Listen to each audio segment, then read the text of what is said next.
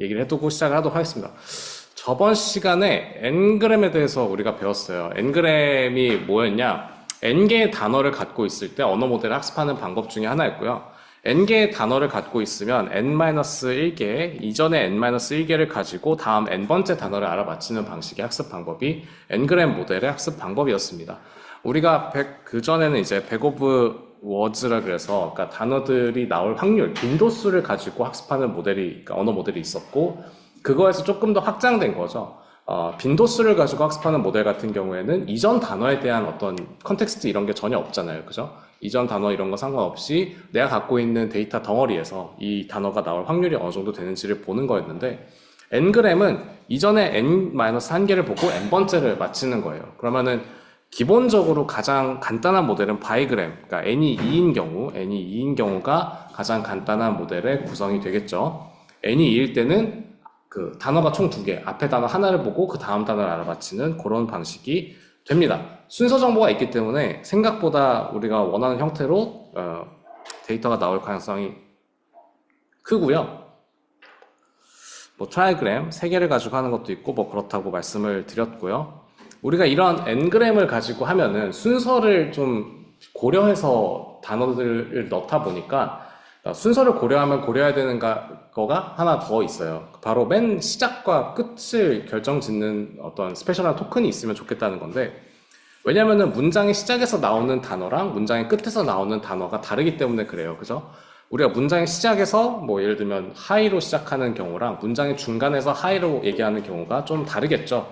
문장의 시작에서 하이로 시작하는 경우에는 뭔가 인사를 하고 뭐 본론으로 들어가는 그런 연결을 가지고 있는 반면에 문장의 끝에서 하이가 등장하는 경우에는 문장의 중간에서 하이가 등장하는 경우에는 대화 같은 게 나올 가능성이 크죠. 뭐 새로운 인물이 등장했다거나 그럼 그거에 맞는 다음 단어를 맞춰야 되는 경우가 있을 거예요. 그래서 문장 경계 토큰, 시작 토큰과 끝 토큰을 그러니까 넣어주는 게 필요하다 그랬고, 여기서 조금 의문이 들 수도 있는 게 시작 토큰과 끝 토큰을 반드시 이런 꺽쇠 S, 꺽쇠 혹은 꺽쇠 슬래시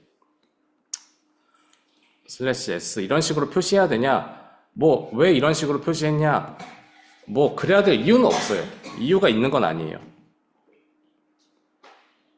근데 여러분들이 그러니까 자연어를 가지고 언어 모델을 학습할 때 보면은 그 데이터를 어디선가 가지고 와야 되잖아요. 그러면은 우리가 뭐 책을 일일이 타이핑해서 넣는 게 아니라 인터넷에서 긁거든요. 인터넷에서 그 사람들이 써놓은 글들을 긁어요. 그러면은 HTML 태그들이 많이 보입니다. 이렇게 생겨먹은 게 HTML 태그들이거든요. 여러분들 익숙한 거는 BR 이렇게 되어 있는 브레이크가 하나 엔터 치는 거를 HTML 태그로 하면 저런 식으로 표시되는 경우들이 있고, 바디 해서, 그러니까 글의 메인 바디가 되는, 그러니까 글의 그 주 내용이 들어가는 위치 같은 거 표시할 때 저런 식의 HTML 태그를 사용하는데, 그거에서 그냥 영감을 받아서 그냥 비슷하게 하고 싶어서 이런 식의 스페셜 토큰을 만든 건데, 꼭 저렇게 써야 될 필요는 없어요. 그냥 임의로 정해도 돼요. 굉장히 여러 가지 이상한 조합으로 써도 상관은 없습니다만, 그냥 일반적으로는 HTML 태그랑 유사한 형태의 토큰을 만들어서 넣어줍니다. 우리가 그냥 정하기만 하면 돼요. 이게 문장의 시작을 나타내는 토큰이고 문장의 끝을 나타내는 토큰이다라고 정하기만 하면 됩니다.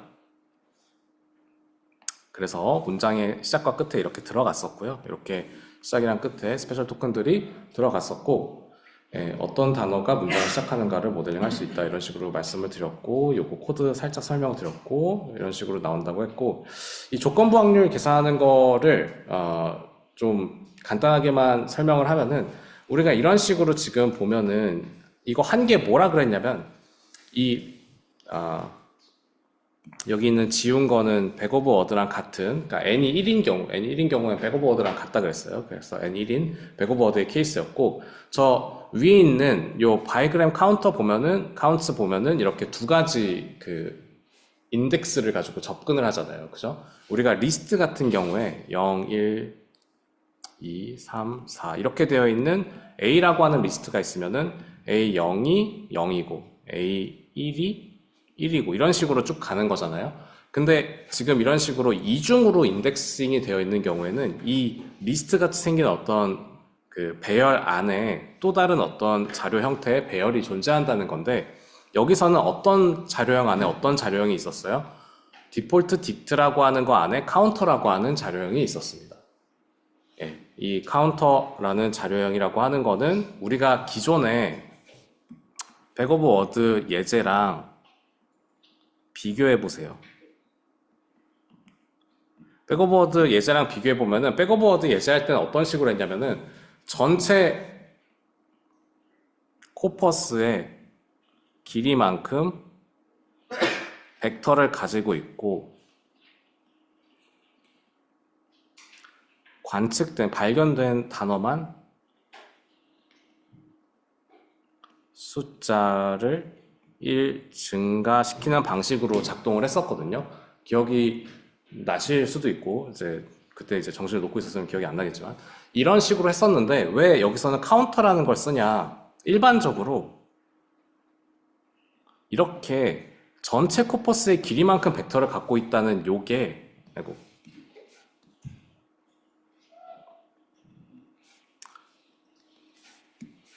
굉장히 자원 낭비가 심해요.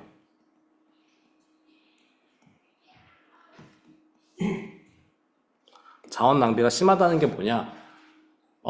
비어있는 게 너무 많다는 거예요. 우리가 인간이 쓰는, 그러니까 한국어에 있는 단어가 몇 개냐, 뭐 영어에 있는 단어가 몇 개냐 생각해 보면은 굉장히 많이 있겠죠. 그죠? 얼마나 될까요? 뭐 한 몇십만 개, 몇백만 개 된다고 해요. 그러니까 그 한국어인지 영어인지 기억 안 나는데 뭐 몇십만 개 되는 게 일반적이고, 토큰 단위로 자르면은 몇백만 개까지도 됩니다. 토큰은 더 잘게 자르기 때문에. 그래서 0000 쭉쭉쭉 해가지고 숫자 있는 것만 1, 뭐 숫자 있는 거, 그러니까 발견된 것만 1 또는 2 이렇게 카운트가 올라가고 나머지는 다 0이잖아요. 근데 이 길이가 막 10만, 100만 막 이렇게 되면은 너무 긴 거예요. 데이터 하나 저장하기 위해서 만들어야 되는 어레이가, 그러니까 우리가 카운트 하나 저장하기 위해서 만들어야 되는 어레이의 길이가 너무 길어지기 때문에 자원 낭비가 심하다. 그래서 이런 카운터 같은 이런 거 굳이 왜 쓰나? 저런 것 때문에 그래요. 이런 게 너무 자원 낭비가 심하니까 이런 식의 카운터를 써가지고 우리가 필요한 것만 몇 번 등장했는지 카운트를 제대로 하는 거예요. 그게 결과로 나왔을 때 이런 식으로 나왔던 거예요. 우리가 has가 한 번 등장했고 search가 한 번 등장했고 performance가 한 번 등장했다라는 형태로 그냥 array 혹은 리스트를 쓰는 것보다 훨씬 자원이 절약된다. 중요한 내용이니까 왜 카운터 같은 클래스를 써야 되는지에 대한 설명을 하는 거예요.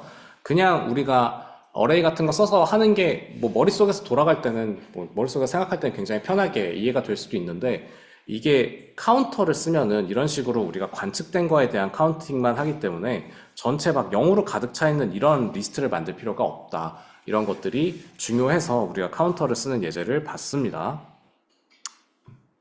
그래요. 그거를 좀 기억했으면 좋겠어서 설명을 했고요. 그리고 우리가 바이그램 probabilities를 보면은 LLM이라고 하는 단어가 previous 단어로 등장했을 때 보시면은 이 바이그램 카운트에 prev word라고 하는 거를 들어가서 카운트를 보는 거예요. 그죠? prev word라는 거 안에 어떤 단어가 등장했는지에 대한 카운터가 하나씩 올라가는 거거든요. 예를 들어서 LLM이라는 단어가 들어왔을 때 그 다음 카운터로 has가 한 번, search가 한 번, performance가 한 번 등장했다는 얘기예요. 그럼 우리가 이거를 LLM이라는 단어가 등장했다고 가정했을 때 다음 단어 given LLM, 그러니까 LLM이라는 단어가 주어졌을 때 그 다음 단어로 뭐가 등장할지에 대한 확률을 계산하면 우리가 카운터가 이렇게 있기 때문에 당연하겠지만 has가 33.3%, search가 33.3%, performance가 33.3% 이렇게 나와야 되는 게 당연하겠죠. 그래서 아까 계산했던 바이그램 카운트에 LLM이라는 단어가 들어갔을 때 나오는 next words는 카운터 클래스 객체가 되는 거예요. 아까 봤던 has가 한 번, 뭐 search가 한 번, 뭐 이런 식으로 있던 거 있잖아요. 이런 카운터가, 이런 정보를 갖고 있는 카운터 클래스의 객체가 next word로 전달이 되는 거고, 그 next word에 values는 이게 카운터도 보면은 저번에 설명했는데, 그러니까 생긴 거 꼬라지를 보면은 대충 뭐랑 비슷해 보이는지가 좀 보이시잖아요. 그러니까 이런 거 보면은 딕트와 유사한 형태거든요. 딕셔너리랑 유사한 형태입니다. 그죠? 중괄호 있고 키가 있고 키에 대한 밸류가 표시되어 있는 거, 이거 딕셔너리, 파이썬에 있는 딕셔너리라고 하는 자료형이랑 유사한 형태거든요.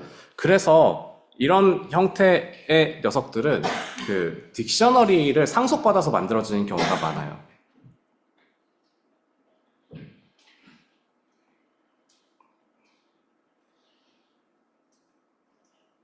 상속이 뭔지 설명할 수 있나, 다들? 상속 뭔지 알아요? 뭐예요? 그쵸. 다른 클래스가 부모면은 부모의 클래스에 정의되어 있는 메서드들을 가지고 오는 거죠.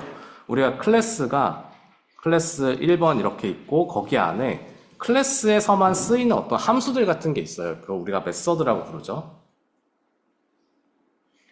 우리가 클래스 1을 이렇게 만들어 놓고 클래스 2를 만들 건데, 이 클래스 2가 클래스 1의 성질을 갖고 있어요. 그러면 우리가 클래스 1을 상속받아서 이렇게 만들면은 이 클래스 1이 갖고 있던 메서드를 명시적으로 선언하지 않아도 갖고 있어요. 뭔 얘기냐?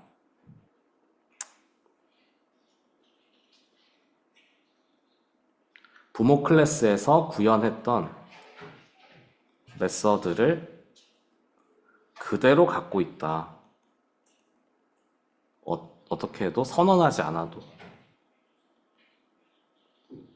뭐 예를 들면 아까 봤던 것처럼 이 values라거나 혹은 keys라거나 이런 게 이제 딕셔너리라고 하는 자료형 클래스에 이미 구현되어 있는 메서드들이거든요. 이 values라고 하는 거는 여기 있는 숫자들을 의미하는 거고, 숫자들을 리턴하는 거고, keys는 키들을 리턴하는 거예요. 그러니까 이런 거 너무 여기저기서 많이 쓰이겠죠. 그러면은 우리가 이 카운터라고 하는 클래스를 만들 때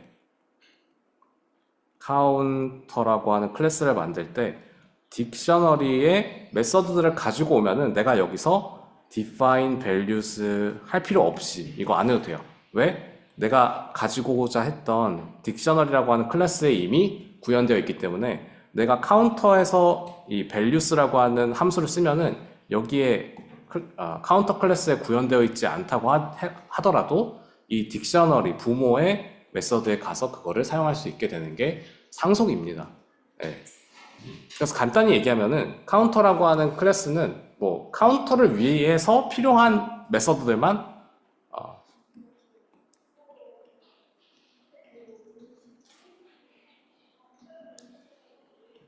필수적인 메서드만 명시하고요.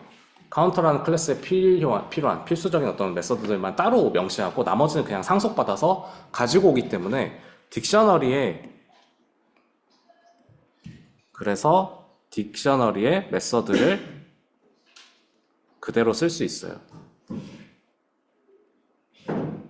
아까 봤던 values나 keys 같은 거를 그대로 갖다가 쓸 수가 있다. 그래서 여기서 보면은 우리가 next words라고 하는 게 아까 카운터 클래스의 객체라고 했는데 그 객체가 values라고 하는 걸 쓸 수가 있어지는 거예요. 딕셔너리의 그 메서드인 values를 명시적으로 갖고 있지 않아도 쓸 수가 있고요. 그렇게 values를 가지고 오면은 1, 1, 1 이렇게 1이 3개가 리턴이 될 거거든요. 갖고 있는 value들 여기 1,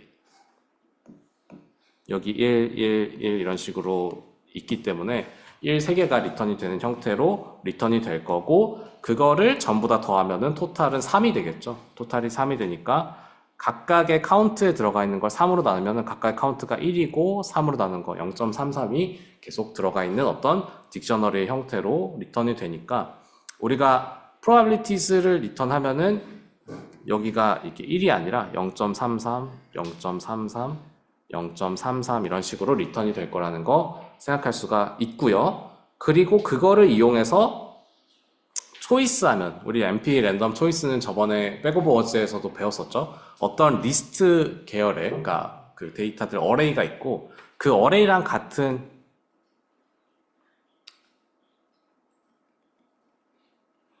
이 확률값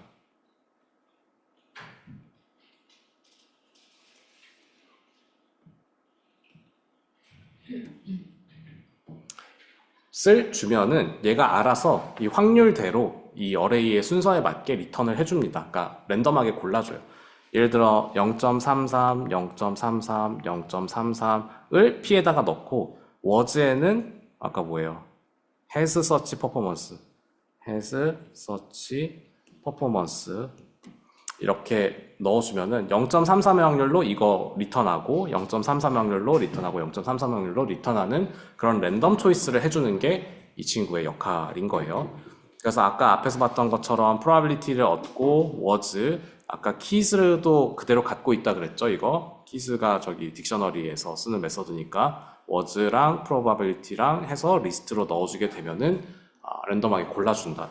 만약에 이게 확률이 뭐 다를 수도 있겠죠. 확률이 약간 달라가지고 0.8, 0.1, 0.1 이런 식으로 들어있다. 그러면은 has가 리턴될 확률이 80%가 되는 거예요. 이런 식으로 우리가 바이그램 프로바빌리티스가 각각의 단어가 나오고 그 다음 단어로 나오는 그 카운트 횟수를 계산해서 확률 값으로 다음 단어를 예측할 수 있도록 만들어주는 직전 단어의 조건부로 다음 단어를 샘플링하는 방식으로 만들어져 있는 바이그램 방식을 쓰게 되면은 기존의 백오브 워즈보다 훨씬 더 언어 모델처럼 이전의 맥락을 약간 기억하는 것처럼 답변이 나오게 된다.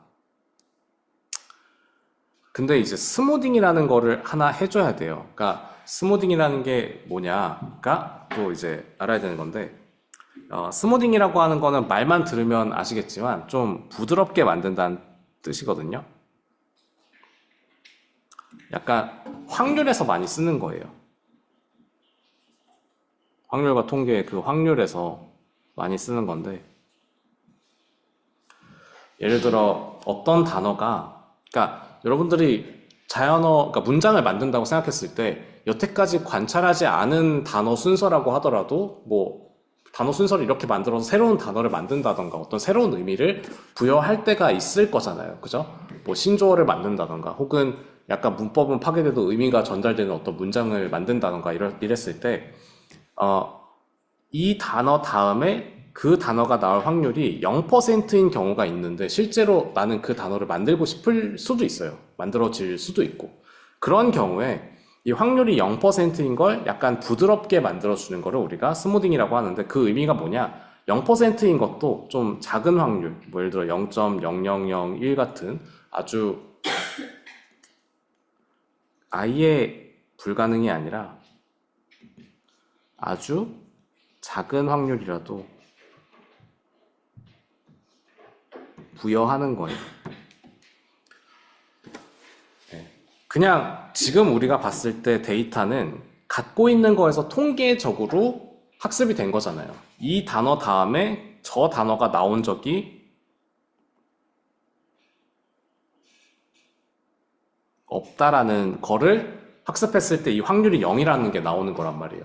근데 반드시 그런 건 아니에요. 뭐 신조어가 생긴다던가 아니면은 내가 봤던 뭐 영어 단어들은 교과서에서만 나오는 영어 문장들이고 실제로 뭐 사람들 미국인들 쓰는 거 보면은 막 슬랭도 쓰고 줄임말도 쓰고 막 이러니까 그 내가 봤던 데이터에서는 등장하지 않았지만 실제로 등장할 법한 단어들에 대해서 확률 값을 살짝 넣어주는 거를 우리가 스무딩이라고 합니다.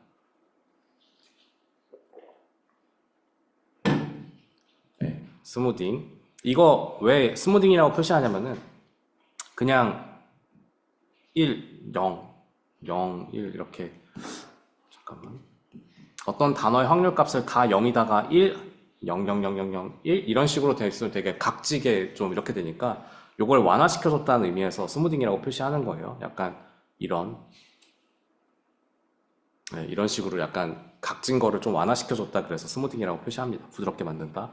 각진 분포를 약간 덜 각지게 그래서 부드럽게 만들었다 라는 뜻으로 스무딩이라고 표시를 합니다. 그래서 어떻게 하냐 그냥 작은 확률을 나머지 단어들에 대해서도 넣어줘요. 작은 확률들을 나머지 단어들에 대해서도 보지 못한 조합에 대해서도 아주 작은 확률을 부여하는 방식으로 쓰는 거고, 중요한 건 이거의 목적이 0 확률로 나오는 문제들을 완화시킨다는 점이 장점이에요. 예를 들면 우리가 예제를 한 데이터에서 보시면은 이거를 그 예제 코드에서 원래는 여기가 지금 제가 실습할 땐 4인가 이런 식으로 했는데 이 숫자를 키우면은 에러가 나요. 왜 에러가 나냐? 어떤 단어 다음에 다음 단어가 데이터에서 관측된 적이 없는 경우가 있단 말이에요. 우리가 지금 문장 4개 데이터로 바이그램 학습했거든요. 그 실습 코드 보시면 이 문장 4개에 존재하는 단어랑 단어, 이전 단어랑 다음 단어의 관계가 아니면은 그 다음 단어가 존재할 수가 없어요. 뭔 말인지 아시겠죠? 그러니까 데이터에 존재하지 않으면 확률이 없다고 표시가 되기 때문에 에러가 나요. 이게 4가 아니라 뭐 2나 3 같은 작은 숫자가 아니라 10, 뭐 100 이런 숫자 넣으면은 에러가 나요. 다음 단어에 대한 확률 값이 없어서 확률 샘플링이 불가능하다고 에러가 나거든요. 그래서 그런 거를 방지하기 위해서 샘플링 같은 걸로 보지 못한 조합에 대해서도 약간 작은 확률을 부여하는 거예요. 근데 그냥 아무런 단어, 모든 단어에 작은 확률을 부여하냐?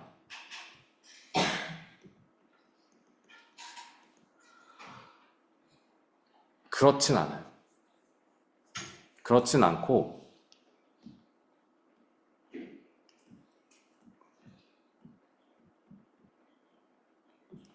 이 경우랑 이 경우에 대해서만 부여합니다.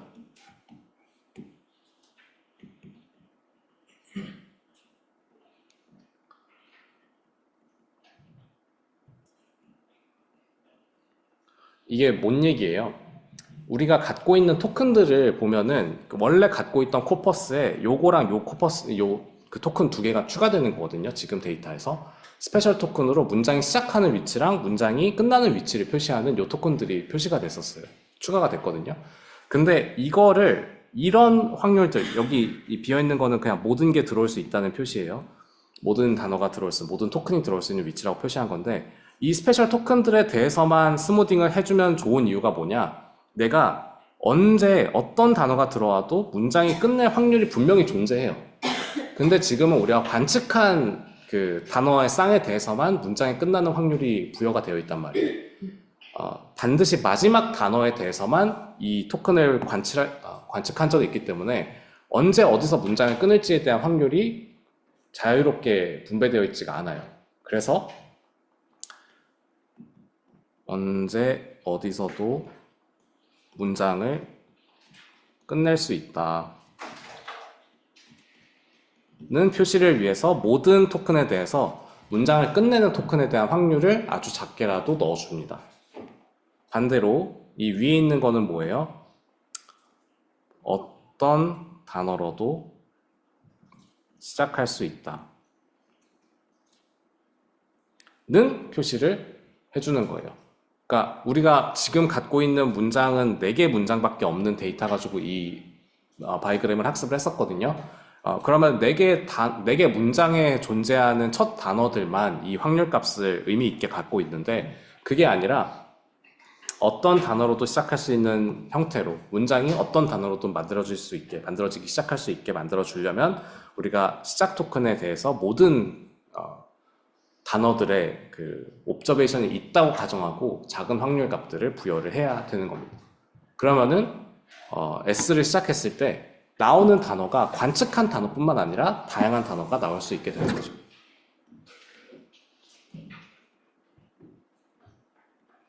관측한 첫 단어 말고도 다양한 단어가 나오고요. 이것도 관측한 문장의 종류뿐만 아니라 다른 종류. 뭐 예를 들면은 인사하고 딱 종결하는 토큰이 나오는 그런 게 아니라 인사 안 하고 그냥 뭐 이제 할 말 다 하고 끄는 그냥 이제 문장 종료하는 그런 확률도 만들어질 수 있는 거죠. 그렇습니다. 그래서 이 스무딩이라고 하는 거를 그냥 모든 단어들의 연결에다가 넣는다. 뭐 그렇게 넣어도 상관은 없는데 주로 모든 단어에 넣는 것보다 이런 스페셜 토큰들에 대해서 확률을 부여함으로써 우리가 어떤 단어로도 시작할 수 있게 그리고 어떤 단어로도 끝날 수 있게 만들어주는 게 좀 더 중요합니다. 그래요. 그거를 이제 설명을 하고 싶었고 그리고 이제 엔그램은 그 정도로 마무리하고 딥러닝 모델로 넘어갑시다. 딥러닝 모델을 얘기하려면 여러분들이 딥러닝에 대해서를 조금 알아야 되는데 그 전에 대체 우리가 토크나이징이라는 거랑 이 딥러닝 모델에 들어가는 토큰화가 좀 다르거든요. 우리가 전통적인 토큰화 같은 경우에 그냥 단어를 숫자로 매핑하는 게 목적이에요.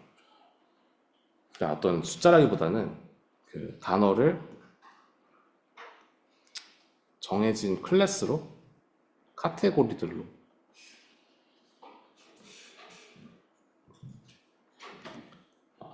우리가 어떤 전체 데이터가 있으면 전체 데이터로부터 코퍼스라고 하는 거를 추출했죠. 코퍼스라고 하는 건 등장하는 단어들의 집합이거든요.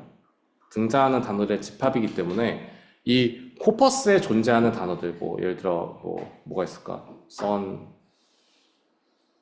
오션, 어쩌고저쩌고 막 이렇게 있겠죠. 이런 단어들의 집합들로 구성되어 있는 건데 이렇게 단어들의 집합으로 구성되어 있다는 건 이 각각의 어떤 하나의 카테고리가 되는 거예요. 그러니까 그 변수의 타입을 설정할 때 우리가 이게 숫자는 아니잖아요. 숫자가 아니라 어떤 카테고리 타입이 되는 거예요. 카테고리형 변수가 되는 거거든요.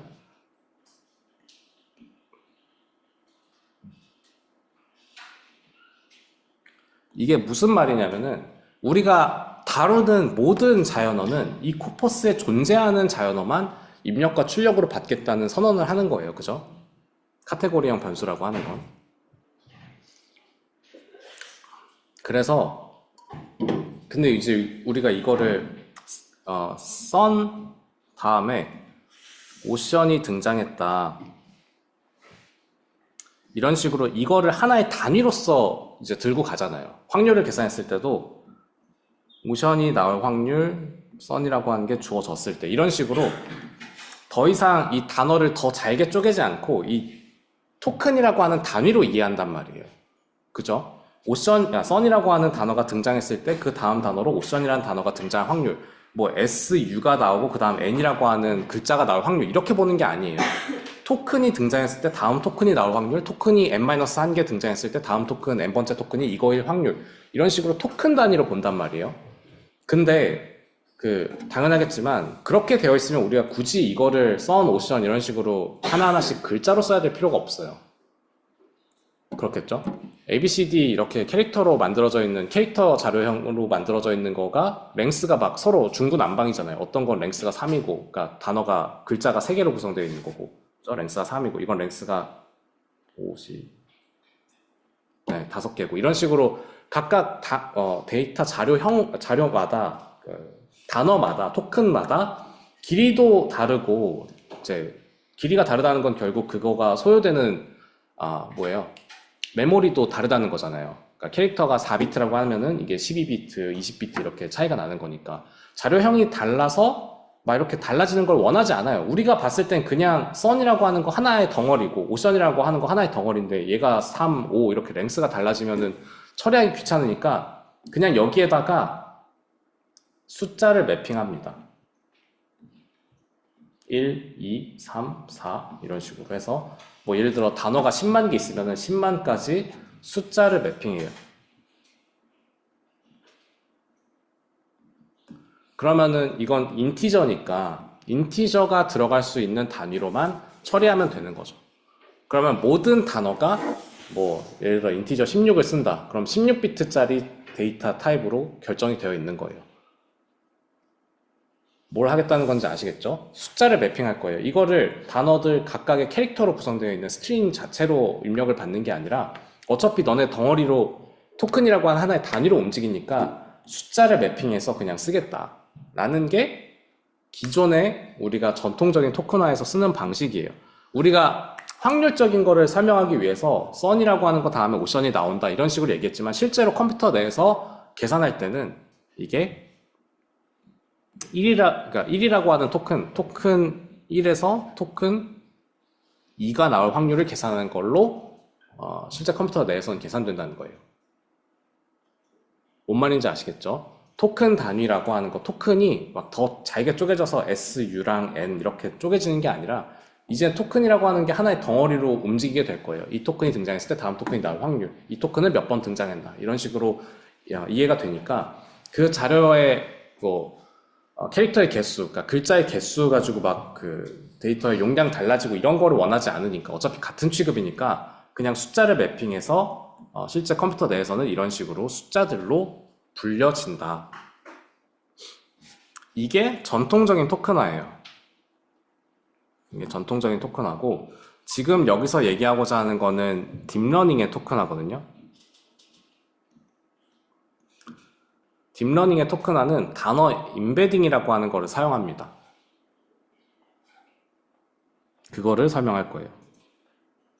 이게 차이가 있다. 어떤 차이가 있는지를 설명을 할 거예요. 자, 아까 말씀드렸던 것처럼 전통적인 토큰화는 이런 식으로 각각의 토큰들을 하나의 숫자로 그냥 매핑하는 걸로 컴퓨터에다 넣어줘요. 뭐 당연하지만 컴퓨터가 어떤 그 글자를 입력으로 받는 건 아니니까 어떤 숫자로 매핑은 하긴 해야겠죠.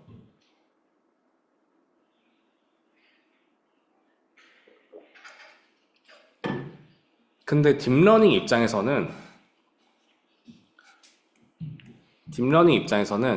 이거를 1부터 2, 3, 4 해가지고 이런 10만 번째까지 있는 이런 데이터로 받기에는 부담이 좀 있어요. 왜 부담이 있냐?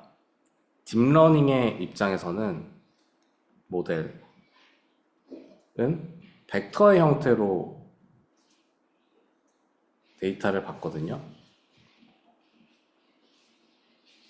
이게 이해가 잘 안 가면은 아까 봤던 설명이랑 같은 건데 어디 갔냐? 우리가 이렇게 여기서 설명할 때 코퍼스의 전체 단어들의 개수에 대한 리스트를 가지고 쓴다 그랬잖아요.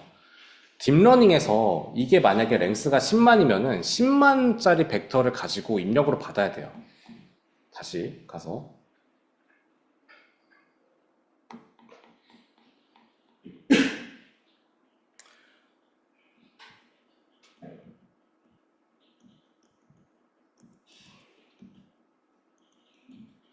코퍼스 길이가 10만이면 다시 말해서 데이터에 존재하는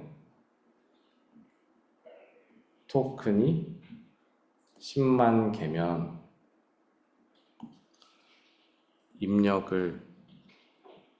딥러닝 모델은 입력을 10만 차원짜리 벡터로 받아야 돼요.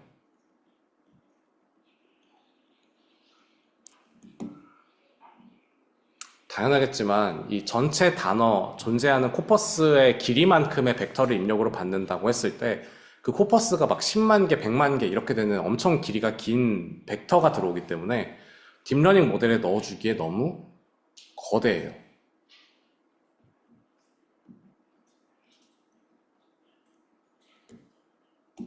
이게 이제 첫 번째,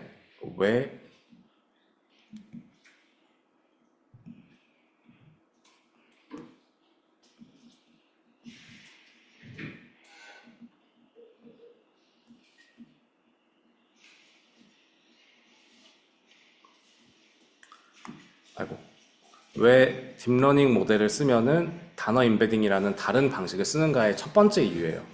그러니까 우리가 간단한 통계적인 방법을 쓰는 전통적인 모델링에서는 이런 문제가 발생하지 않아요. 아까 봤던 것처럼 카운터라고 하는 거 쓰고 좀 간단하게 그 숫자를 계산해가지고 확률로 매핑하는 이런 걸 쓰면 되거든요. 좀 다양한 간단한 구조들을 쓰면 되는데 딥러닝 같은 경우에는 모델을 이제 데이터를 잔뜩 마련하고 데이터를 모델에다 잔뜩 집어넣어주는 그런 구조인데 그렇게 넣을 때 코퍼스의 길이만큼의 벡터를 넣어줘야 돼요. 근데 코퍼스의 길이가 예를 들어 10만 개다. 10만 개의 토큰이 존재한다. 그럼 벡터가 10만 차원을 넣어줘야 돼요. 10만 차원이라 그러면은 뭐 안 많아 보일 수도 있는데 뭐 10만 차원의 토큰이 뭐 100만 개가 들어가면은 10만 곱하기 100만이 한 번에 들어가야 되는 거거든요. 그리고 10만 곱하기 100만 개를 쪼개가지고 넣는다 그래도 용량이 너무 현존하는 컴퓨터로 처리할 수 없는 수준으로 커져요. 그래서 너무 거대하기 때문에 우리가 딥러닝 모델에 넣을 때는 이런 식으로 그냥 코퍼스의 형태로 넣어주지 않습니다. 단어 임베딩이라는 걸 해야 되고요. 두 번째는 그러니까 이런 문제가 있어서 좀 다른 방식을 고안한 건데 그 다른 방식을 고안하면서 추가로 어떤 게 좀 들어가면 좋냐? 인간의 단어라는 자연어에는 유사성이랑 규칙 같은 게 있어요.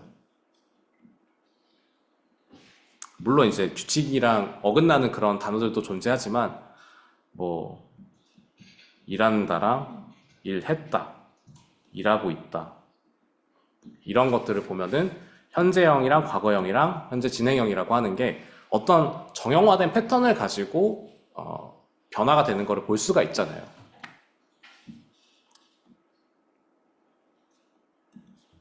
뭐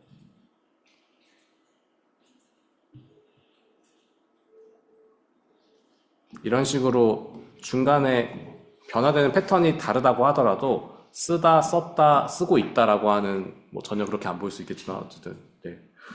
이런 단어들을 봤을 때도 현재형이랑 현재 진행형 같은 걸 보면은 어떤 정형화된 패턴으로 이동이 되는 걸 볼 수가 있어요. 유사한 구조로 변화하는 거를 볼 수가 있죠. 그리고 실제로 좀 비슷한 단어들, 비슷한 의미를 갖고 있는 단어들도 많고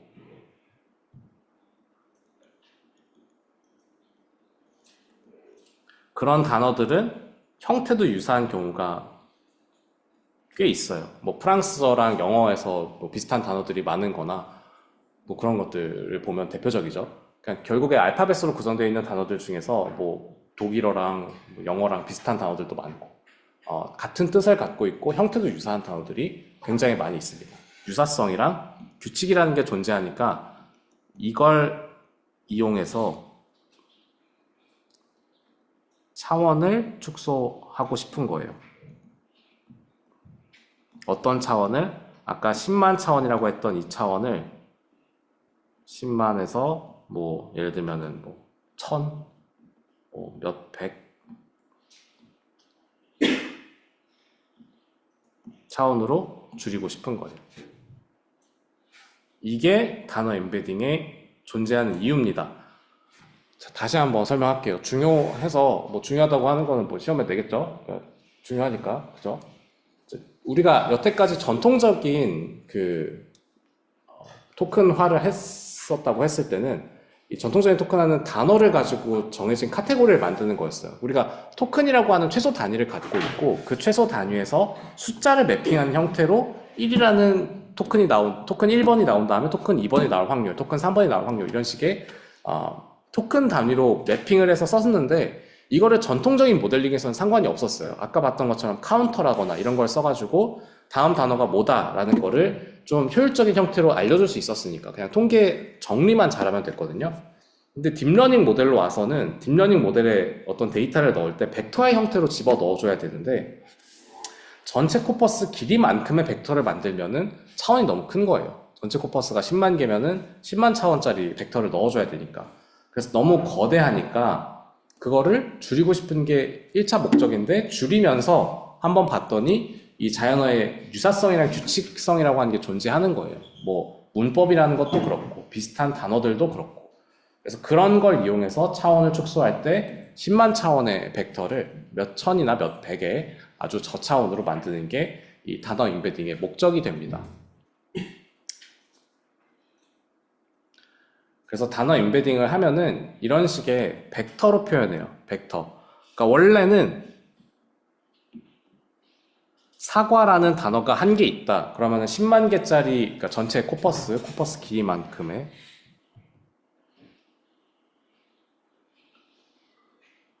예를 들어서 10만이라고 했을 때 이 벡터의 사과라는 게 등장하면은 나머지 다 0이고, 그죠? 나머지 다 0이고, 여기 1,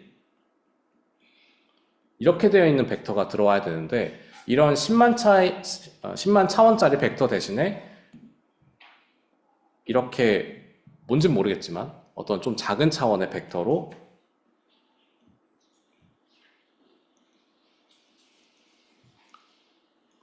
표시하겠다는 거예요. 어떤 규칙에 의해서 작은 차원의 벡터로 만드나요? 그거는 이제 딥러닝이 알아서 할 일이고, 우리가 중요하게 지금 봐야 되는 건 작은 차원의 벡터로 표시한다는 거예요. 그 작은 차원의 벡터를 표시하는 거를 다른 바나나나 강아지 같은 다른 단어에 대해서도 동일하게 처리하고 나면은 우리가 할 수 있는 게 있는데요. 이런 식으로 벡터라고 하는 거, 여러분들, 그러니까 이거는 지금 4차원이잖아요. 4차원인데 여러분들이 고등학교 수학이나 이런 데서 배웠던 벡터는 보통 2차원이나 3차원이거든요. 2차원이나 3차원에서 예시를 보면은, 3차원에서 예시를 보면은, 이 벡터가 만약에 그러니까 10만 차원이 아닌 3차원 벡터로 축약이 됐다 라고 했을 때 어떤 일들이 일어나냐. man이라고 하는 단어가 있으면은 man에서 특정한 방향으로 조금 움직이면은 woman이라고 하는 단어가 나오고요. king이라는 단어에서 같은 방향으로 조금 움직이면은 queen이라는 단어가 나오도록 단어의 유사성을 반영할 수 있어요. 어떻게? 벡터의 움직임이 유사성을 반영하는 형태로, 유사성, 규칙성을 하는 형태로 움직이기 때문에 그래요.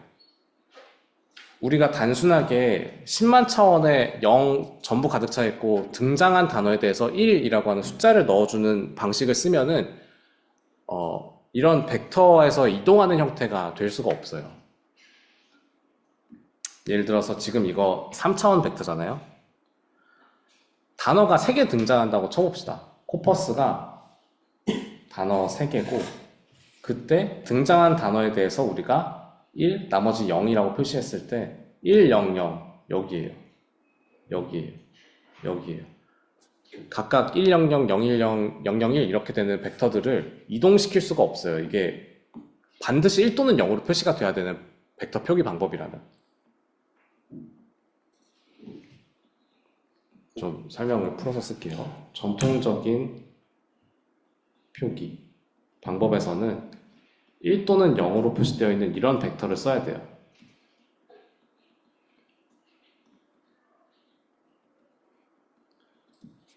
얘네들은 그냥 1 또는 0으로 있기 때문에 여기 끝에 이 선에 하나씩밖에 존재를 못하기 때문에 새로운 차원을 하나 추가해서 점을 추가하고 새로운 차원 하나 추가해서 점 추가하고 이런 식으로밖에 작동을 못하는데 1 또는 0으로만 들어가기 때문에. 근데 우리가 얘네들 같은 경우에는 어떻게 돼 있어요? 0 또는 1이 아니라 어떤 벡터의 숫자로 표시되어 있는 벡터이기 때문에 실제로 이동을 시킬 수 있는 녀석이 되고, 그죠? 그걸 통해서 보면은 단어의 유사성과 규칙성을 반영하는 형태로 만들어줄 수가 있다 라는 거예요. 자, 다시 이게 어렵거든요. 전통적 표기 방법에서는 우리가 아까 뭐라 그랬냐면은 어떤 숫자를 매핑한다 그랬어요. 숫자를 매핑하는 거를 10만 차원에서 첫 번째, 10만 차원에서 두 번째, 10만 차원에서 세 번째, 10만 차원에서 네 번째에 그 단어가 있다라는 걸 표기하는 거잖아요. 그거를 수학적으로 쓰면은 이런 벡터가 되는 거예요. 1, 0, 0은 첫 번째 단어. 0, 1, 0은 두 번째 단어. 0, 0, 1은 세 번째 단어. 이거는 코퍼스가 3개밖에 없을 때 예제고, 만약에 코퍼스가 더 많다. 10만 개 중에 한 개만 1이고 나머지 다 0인 벡터로 표시를 해야 된다고요. 얘네들은 반드시 0 또는 1로 구성되어 있는 벡터 요소들을 갖고 있기 때문에 여기 있는 일반적인 우리가 수학에서 다루는 벡터처럼 자유롭게 움직이거나 뭐 이동시키거나 서로 유사성을 뭐 계산하거나 이런 게 불가능해요.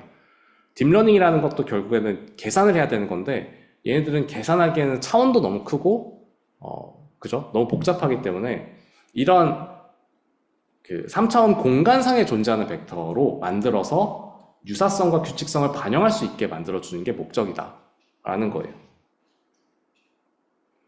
단어 임베딩이라고 하는 거는 잘 이해가 안 되면 이것만 기억해도 좋거든요. 단어 임베딩이라고 하는 게 대체 뭐냐? 전통적인 녀석들이 10만 차원의 벡터를 다 쓰는데 그게 아니라 저차원의 벡터 공간에서 유사성을 반영해서 비슷한 의미의 단어가 가까운 위치에 오도록 학습을 하는 거고요. 반대로 규칙성에 대해서는 규칙을 반영한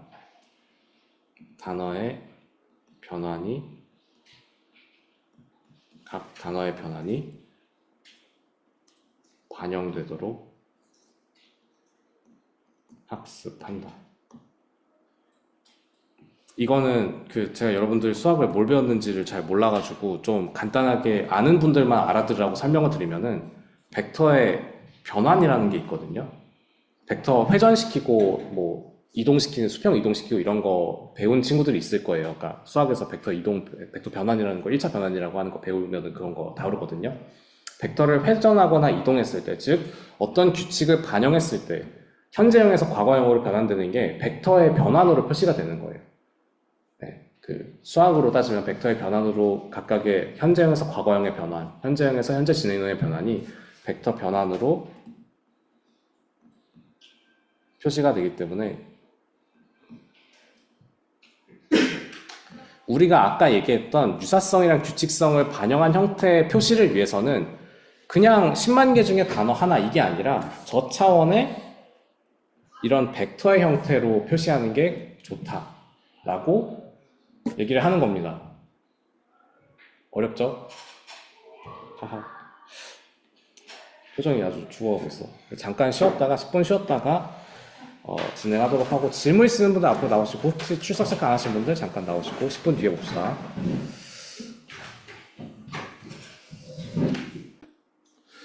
자, 다시 시작을 해봅시다. 제가 강의 자료를 만들거나 설명을 하다 보면은 가끔 이제 교양의 범위를 벗어나거든요.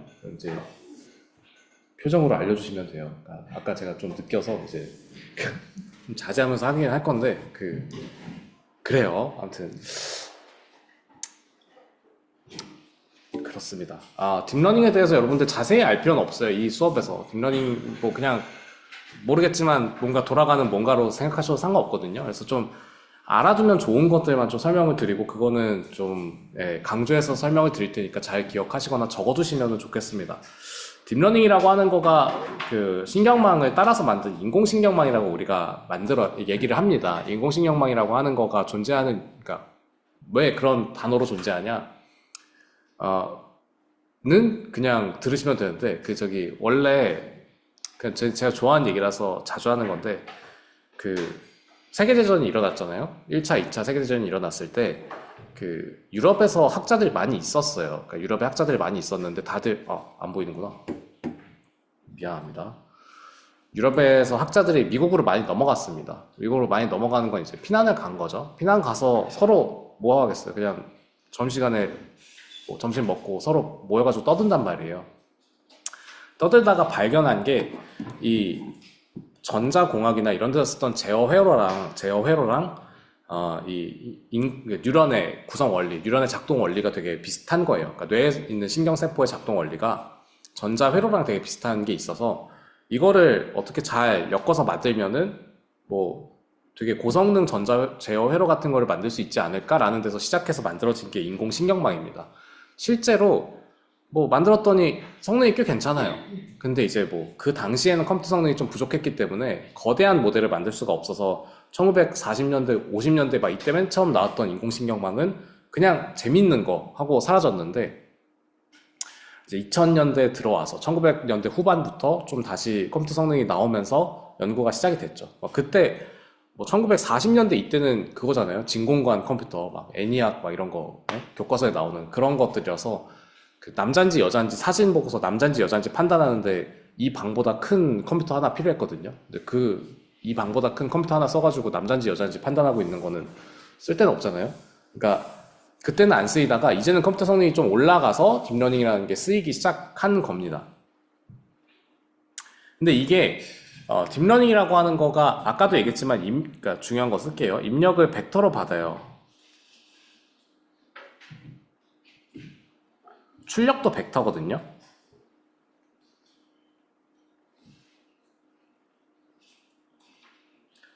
우리가 전통적인 그 언어 모델 같은 경우에는 다음에 등장할 단어가 has인지 뭐 search인지 performance인지 이 셋 중에 하나로 딱 결정돼 있잖아요. 그러니까 has다, search다, performance다 이거 셋 중에 하나로 결정돼 있는데 이 딥러닝 같은 경우에는 출력이 이거 셋 중에 하나가 아니라 벡터의 형태로 나오기 때문에 좀 신기한 현상이 있어요. 그거를 좀 기억했으면 좋겠는데 그게 뭐냐면은 우리가 지금 여기에 단어들을 벡터의 형태로 저장했다는 게 단어 임베딩이라고 했잖아요. 단어를 어떤 임베딩, 그러니까 어떤 벡터의 형태로 임베딩한다는 뜻이거든요. 삽입한다는 뜻이거든요. 그러니까 벡터의 형태로 만든다는 뜻인데 우리가 여기 있는 거 보면 킹이라고 하는 단어, man이라고 다 하는 단어 전부 다 어떤 벡터의 형태를 띠고 있어요. 내가 그 딥러닝 모델이 어떻게 생겼는지 모르겠지만 딥러닝 모델에다가 딥러닝 모델 벡터의 형태로 어떤 단어를 집어 넣었을 때 벡터의 형태로 어떤 답이 나온다고 칩시다. 원래 전통적인 언어 모델 같은 거에서 셋 중에 하나라는 딱 정해진 결과가 나오잖아요. 뭐 has다, 다음 단어는 has다, 다음 단어는 search다, 다음 단어는 performance다 이런 식으로 셋 중에 하나로 딱 나오는데 이 딥러닝 모델은 결과물도 출력이기 때문에 임베딩 했던 이 벡터들에서 찾아야 돼요. 뭔 얘기인지 아시겠어요? 그러니까 출력 결과물이 예를 들면 여기 있는 어떤 벡터가 나온 거예요. 이게 뭐예요? 그래서 를 모른다는 거예요. 그죠? 뭔 말인지 아시겠죠? 이 man이라고 하는 단어도 벡터고 king이라는 벡터도 단어인데 이 중간에 있는 벡터는 대체 무슨 단어냐? 몰라요. 모르는데 알 수 있는 건 뭐예요? 벡터기 때문에 거리를 계산할 수 있어요. man인지 king인지 얼마나 가까운지 계산할 수가 있습니다. 그거를 다시 말해서 왜 중요하냐? 이 출력으로 나오는 벡터를 갖고 내가 코퍼스에 있는 단어들 중에서 어떤 거에 가장 가까운지 찾아서 다시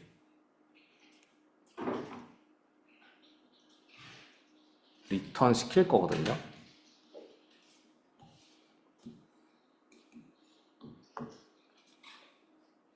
그러니까 출력으로 나온 출력 벡터를 갖고서 코퍼스에 있는 단어 중에서 어떤 거에 가장 가까운지 찾아서 다시 리턴을 시킬 건데 이게 장점이 뭐냐면은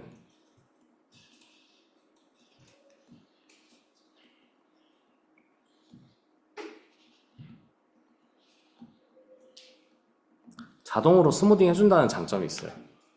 그러니까 우리가 전통적인 언어 모델 같은 경우에는 등장해야지만 확률이 생기잖아요. 등장하지 않은 거에 대해서 확률이 항상 0이라 그랬잖아요. 근데 이 언어 모델 같은 경우는 애초에 출력이 벡터예요.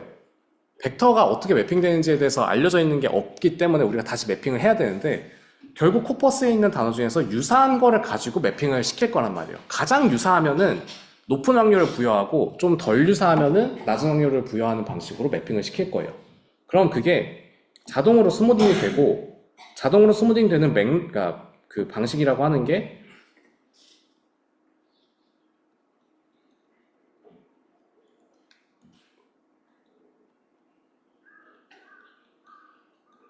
맥락에 따라서 달라지는 형태로 알아서 똑똑하게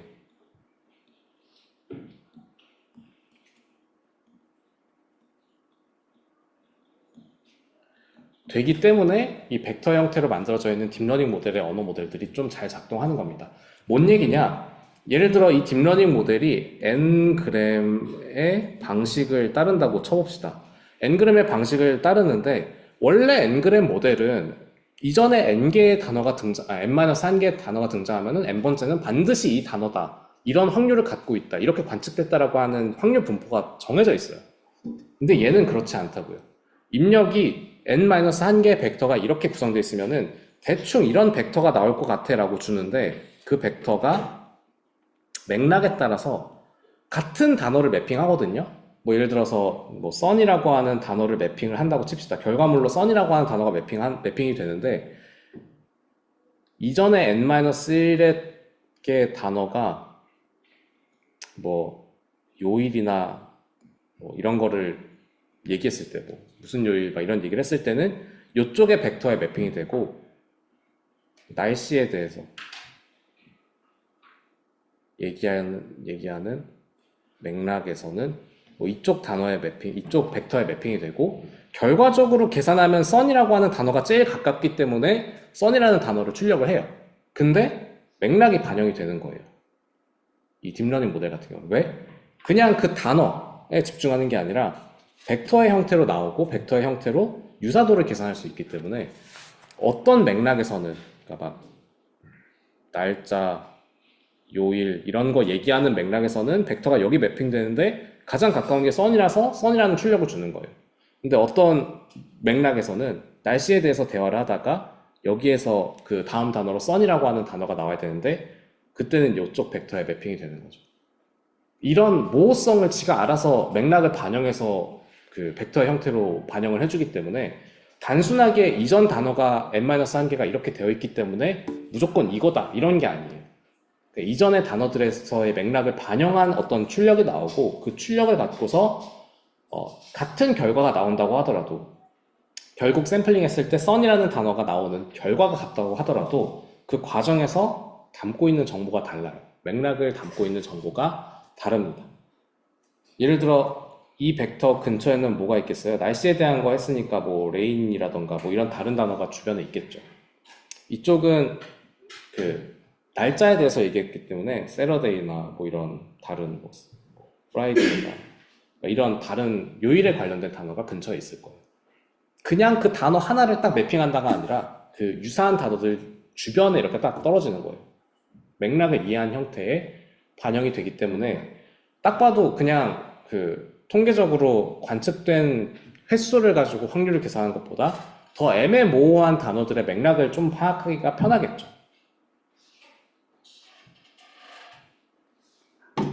이게 이해가 안 간다. 그러면은 그냥 벡터의 형태로 출력이 돼서 가까운 형태로 매핑을 시키는 방식을 쓴다라고만 기억하셔도 충분합니다. 근데 왜 딥러닝 모델이라고 하는 게 맥락을 이해를 잘하냐? 이런 것 때문에 그래요.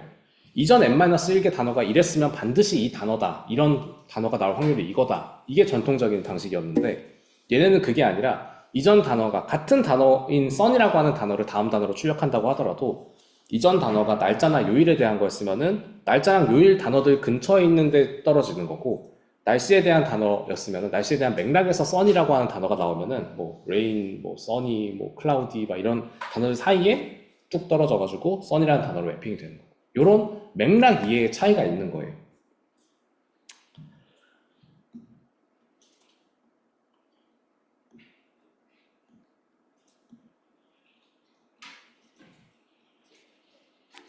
다시 쓸게.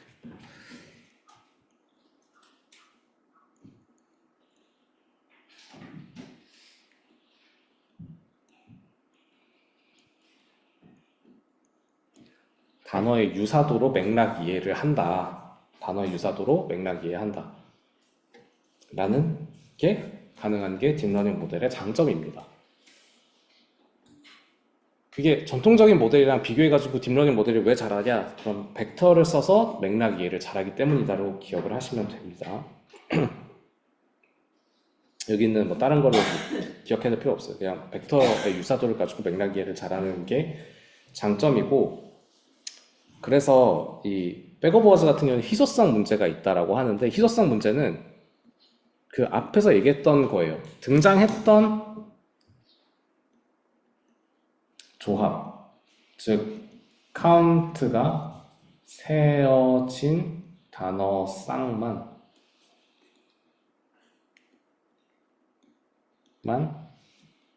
확률이 생겨요. 등장했던 조합에 대해서만 확률이 생기기 때문에, 예를 들어 바이그램은 괜찮죠. 바이그램 같은 경우에는 이전 단어랑 다음 단어 이렇게 쌍만 있으니까. 근데 예를 들어 이전 단어가 3개가 이 순서대로 나왔을 때 반대죠. 이전 단어가 이거가 순서대로 이렇게 나왔을 때 다음 단어가 이거다. 이거는 너무 확률이 낮을 거 아니에요. 데이터가 진짜 많아야지만 존재할 거기 때문에 n이 커질수록 확률이 0인 게 너무 많아요.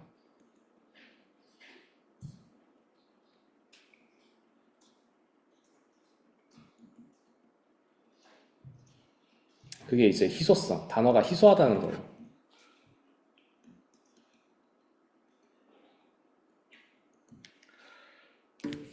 그런 문제가 발생합니다. 그냥 나는 다음에 나오는 단어라고 하면 굉장히 많이 있고 관측될 것도 많을 거예요. 근데 나는 오늘도 다음에 등장하는 단어가 있는 데이터는 아주 많지는 않겠죠. 문맥이 길어질수록, 문장이 길어질수록 관측 데이터가 줄어들어서 그런 조합이 되게 많아지지 않아요. 뭐 그렇잖아요. 확률적으로 여러분들이 100번 시행해가지고 평균 60점이 나왔다. 그러면은 뭐 뭔 짓을 해도 60점을 받는 상황이라는 건데, 한 3번 시행했는데 30점 받았다. 그러면은 한 번 더 해보고 싶고 좀 더 많이 시도를 해야지 되는 거잖아요. 그러니까 좀 더 많이 시도해서 평균값을 구해보고 싶은 상황이 되는 거죠. 이것도 마찬가지예요. n이 너무 크면은 관측 횟수가 너무 적어요. 그래서 제대로 쓸 수가 없는 희소성의 문제가 발생하고요. 비효율성은 무시하고, 그 비효율성은 무시하더라도 장기 의존성은 좀 기억해 두시면 좋습니다. 장기 의존성이라는 건 뭐냐면 이게 n이 커질 수가 없거든요.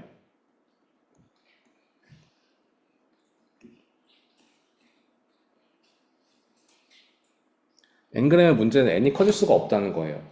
그 희소성 때문에. 근데 이 장기 의존성 문제는 이 n이 커질 수가 없는데, 만약에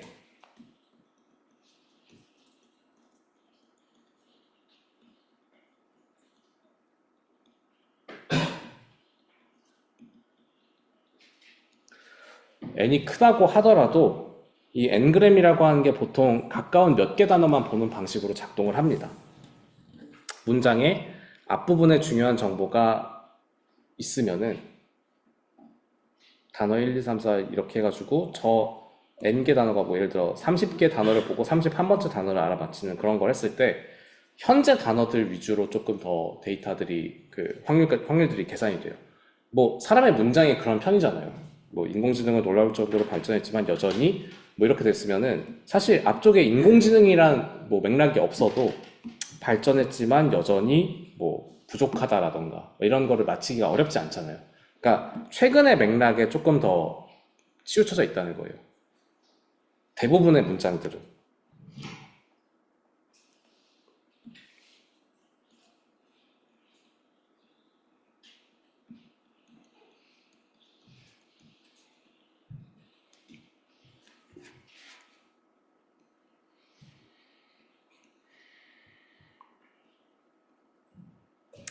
대부분의 문장은 n이 작은 걸로도 충분하다. 최근의 단어들의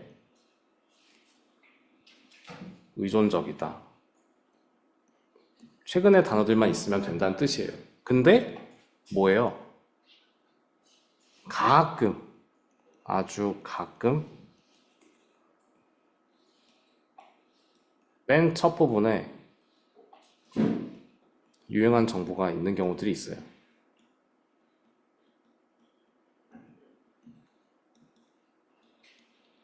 예를 들면은 이런 문제가 대표적으로 발생했던 자연어 데이터가 그 영화 리뷰예요.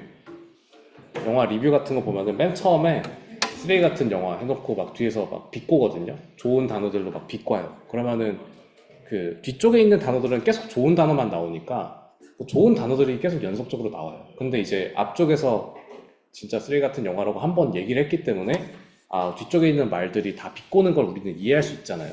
근데 언어 모델들은 이걸 잘 못해요. 문장의 맨 첫 부분에 유용한 정보가 있는 경우들, 비꼬는 거.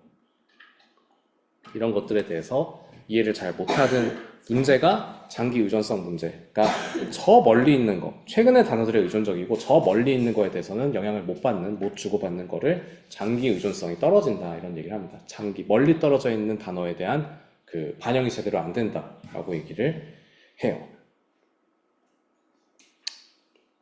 그러니까 이거는 무시하고 넘어갈게요.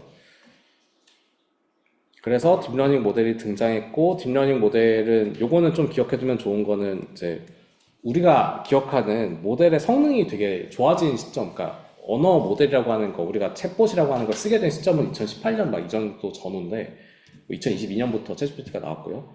2018년에 이 챗GPT를 만들기 위한 아키텍처가 나왔고, 뭐 이런, 근데 딥러닝이라고 하는 게 시작된 거는 2010년 중반쯤이에요. 2012년에서 14년 사이 정도로 얘기를 하거든요. 그때부터 뭐가 달라졌기 때문에 계산 자원이 되게 커졌기 때문에 큰 폭의 성능 향상이 이루어졌고 지금은 다시 이래요. 지금은 다시 좀 슬로우 다운 된 상태입니다. 아무튼 왜 딥러닝이라고 하는 게 그 부스트가 됐냐 그러면은 컴퓨터 성능이 올라가서 그래요. 컴퓨터 성능이 올라가면서 좀 더 고성능의 모델들을 돌릴 수 있기 때문에 연산량이 늘고 학습 기법이 개선되면서 성능이 빠르게 향상했다. 빅데이터 시대는 이거 보여주고 싶었던 거는 옛날에는 우리 웹크롤러라고 아시죠? 그러니까 여러분들이 검색 엔진이 어떻게 작동하는지 아세요? 그러니까 검색 엔진이 작동이 어떻게 되냐면 우리가 구글에다가 뭔가 치면은 그때 검색을 하는 게 아니에요. 검색 정보들이 이미 인덱싱이 돼 있거든요. 이미 정리가 돼 있어요. 내가 검색하면은 그 검색하는 거에 대해서 결과를 그냥 리턴만 하는 거예요. 결과를 저장되어 있는 데이터베이스에서 리턴을 해주는 건데 그러면 그 결과를 누군가 적어놔야 될 거 아니에요. 내가 단국대학교라고 치면은 어떤 검색 결과가 나올지를 미리 만들어 놓은 그런 정리해 놓은 데이터가 필요한데 그 정리해 놓기 위해서 돌아다니는 작은 자율 디바이스 이런 검색 프로그램들을 우리가 웹크롤러라고 부릅니다. 웹크롤러라고 부르는데 요즘에는 이제 그 웹크롤러가 AI 학습을 위해서, 그러니까 챗봇 학습들을 위해서 데이터를 수집하러 돌아다니고 있어요. 그러니까 전통적으로는 이제 구글봇이 되게 많이 돌아다니죠. 구글이 검색 엔진으로 되게 많이 쓰이니까. 근데 이제는 GPT나 클로드나 이런 봇들도 많이 돌아다니고 있다.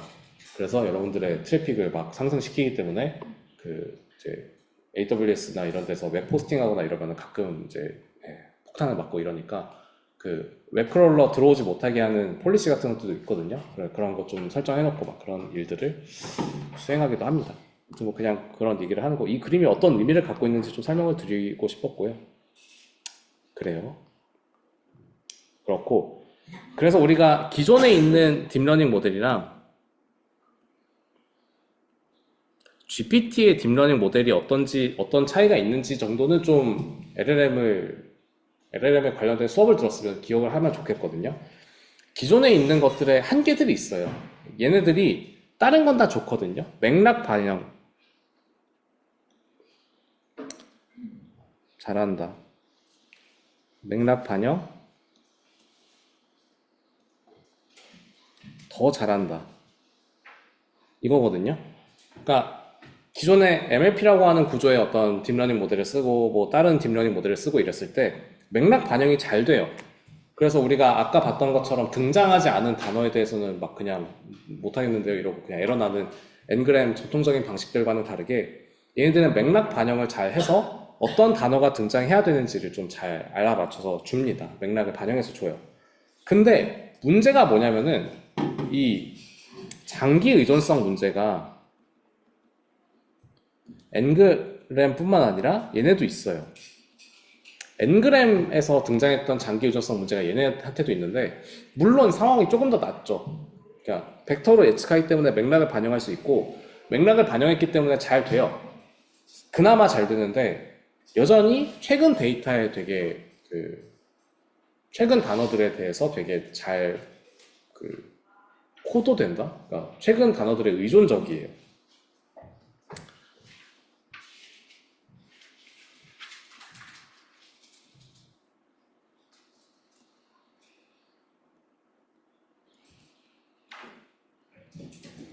전통적인 N그램보다는 잘하고 위에 놈보다 잘하고 근데 해결이 안 돼요. 맥락 반영 잘하는 거 괜찮은데 장기 유전성 문제는 해결이 안 되거든요. 그래서 등장한 게 트랜스포머라고 하는 녀석입니다. 이거 뭐 MLP랑 RNN 막 이런 거 기억할 필요 없어요. 그냥 기존의 모델들은 그냥 맥락 반영 어느 정도 전통적인 것보다 잘했고, 근데 장기 유전성 문제는 여전히 해결이 안 됐다. 이것만 기억하시면 됩니다.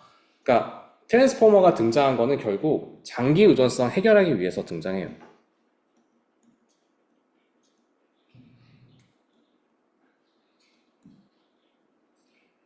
그리고 그 방법, 핵심 아이디어라고 하는 게 셀프 어텐션이다. 제가 여기서 기억하라고 하면은 딥러닝 모델은 전통적 모델 대비 어떤 게 좋고 여전히 해결 안 된 게 뭐냐라고 물어본다면, 이게 딥러닝 모델은 이제 맥락 반영이 잘 돼요. 맥락 반영이 잘 돼서 그냥 전통적 모델과는 다르게 약간 애매모호한 그런 걸 잘 해결할 수 있는데, 한계는 장기 유전성 문제는 똑같이 잘 안 돼요. 조금 나은데 똑같이 안 돼서 트랜스포머라는 모델이 등장한 거예요. 그럼 트랜스포머 모델의 장점은 뭐냐? 장기 의존성 문제를 해결할 수 있다. 그 방법은 뭐냐? 셀프 어텐션. 이렇게만 기억하시면 됩니다. 그러니까 진짜 어디 가서 그러니까 뭐 GPT가 뭐의 약자냐? 그럼 제너티브 프리트레인 트랜스포머거든요. 그러니까 트랜스포머라고 하는 거 왜 등장했냐? 장기 의존성 문제 해결하기 위해서. 이거는 알아두시면 언젠간 써먹을 거예요. 그러니까 막 여러분들이 요즘에는 학부 졸업하고 AI 엔지니어 이런 거 취업하기 쉽지 않잖아요. 근데 AI 엔지니어를 학부생에서 뽑거나 뭐 이제 대학원생, 석사생들 이렇게 뽑을 때 코딩 테스트 하는 것처럼 이제 전공 지식을 물어보거든요.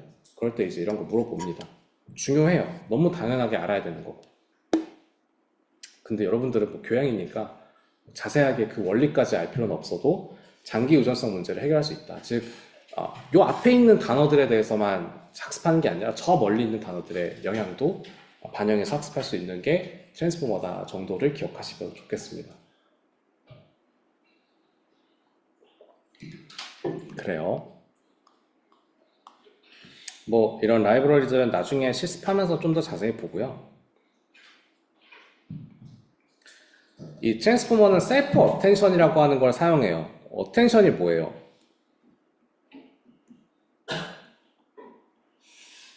주의 집중을 할 때 우리가 어텐션이라는 표현을 쓰죠.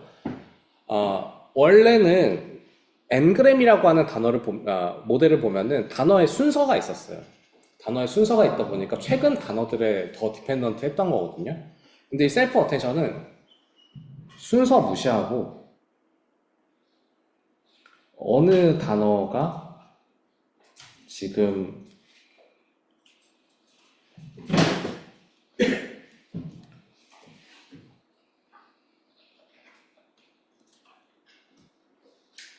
어느 단어가 지금 단어 예측에 도움되는지 보겠다는 거예요. 예를 들어서 이런 단어가 있고 다음 단어가 뭐냐 이렇게 물어봤어요. 뭐 이 단어 있고 그 다음 단어 예측할 때 바이그램이면 딱 이전 단어만 보겠죠. 바이그램이면 딱 이전 단어만 보고서 다음 단어는 이거야 이런 식으로 예측할 건데, 셀프 어텐션은 이전에 이런 단어들이 왔는데 나는 그 중에 이거에 좀 더 집중해서 보는 게 좋겠다고 생각한다. 그러면 이 단어에다가 집중해서 이걸 예측하는 거예요. 이 단어에다가는 조금 집중해서 가지고 오고, 이 단어 그냥 무시하고 이 단어 조금 가지고 오고, 이런 식으로 작동하는 게 셀프 어텐션의 작동 원리입니다.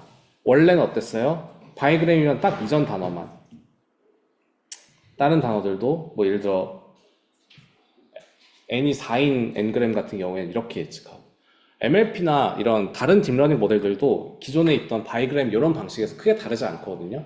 최근의 데이터에 되게 디펜던트하게 가지고 오는데, 트랜스포머는 셀프 어텐션을 사용하는 녀석 같은 경우에는 이런 식으로 선택적으로 어디에다 집중해서 가지고 올지를, 다음 단어를 예측할지를 선택적으로 고를 수 있는 거예요.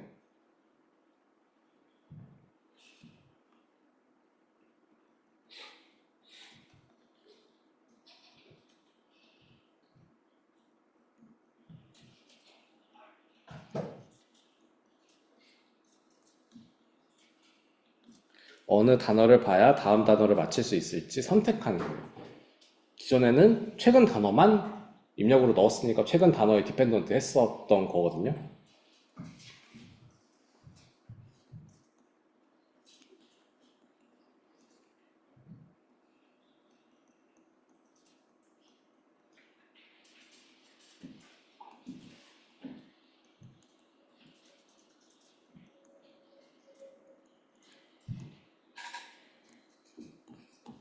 최근 단어만 보니까 장기 의존성이 떨어지는 문제가 있던 게 기존의 N그램이나 딥러닝 모델 사용한 녀석들의 문제였는데, 이제 트랜스포머의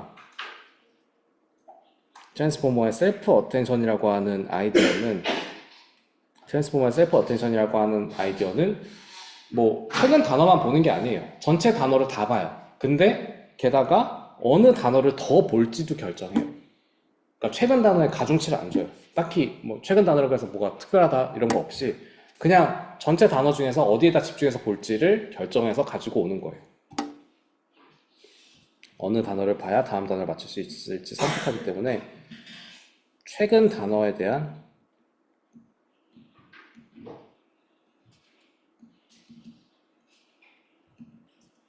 만 보거나 하지 않는다는 것 때문에, 최근 단어에 대해서만 보거나 하지 않는다는 것 때문에 장기 의존성이 떨어지는, 그러니까 저 멀리 떨어져 있는 단어의 그 정보를 반영하는 거에 대한 문제가 없다고 얘기합니다. 시각적으로 보면 좀 더 쉬운데요. 뭐 이런 거는 그냥 관심 있으면 보세요. 필요 없어요. 이런 거예요. 그러니까 우리가 FBI라고 하는 단어를 예측할 때 뭐 이전의 단어가 더밖에 없으니까 더라는 단어에 100% 집중해서 보겠죠. 더라는 단어를 보고 FBI가 나올 확률을 계산해서 예측을 할 거예요. 더 FBI라고 하는 단어가 나왔을 때 is라는 단어를 예측해야 되는 상황에서, is라는 단어를 모르고 있고 여기를 예측해야 되는 상황에서 FBI가 단순지 복순지만 보면 되잖아요. 그러니까 FBI만 좀 더 집중해서 보고 더는 좀 그냥 관사니까 그렇게 중요하지 않다, 이렇게 보고 is라는 거를 예측을 하는 거예요. 체이싱이라고 하는 단어를 예측할 때, 뭐 이제 그 여기 is 다음에 뭐가 들어올지, 좀 보려면은 목적어가 들어오거나 뭐 조사가 들어오거나 다양하게 들어오겠지만 여기서는 현재 진행형의 그 동사가 들어왔죠. 그래서 is랑 FBI 둘 다 좀 더 신경을 써야지 여기에 현재 진행형이라는 게 들어온다는 걸 예측할 수가 있을 거예요.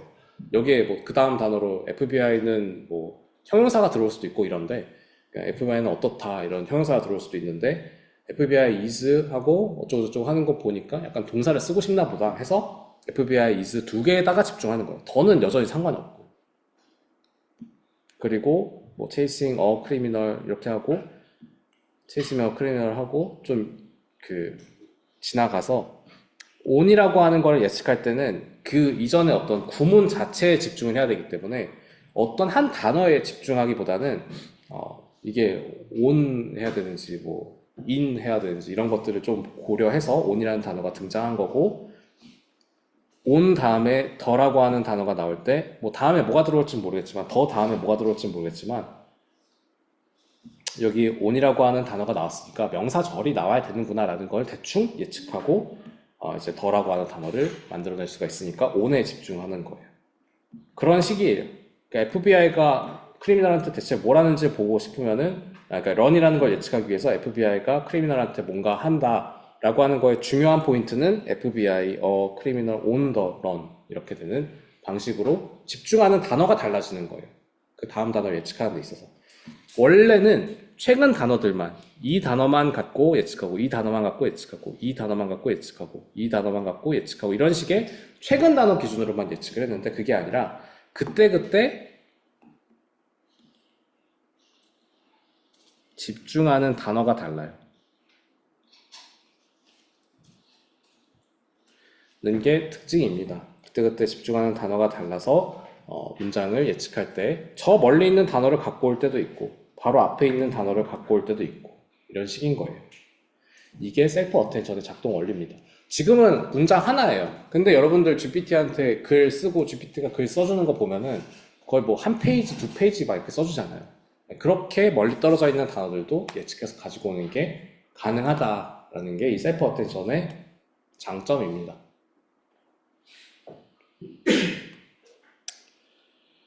그래요.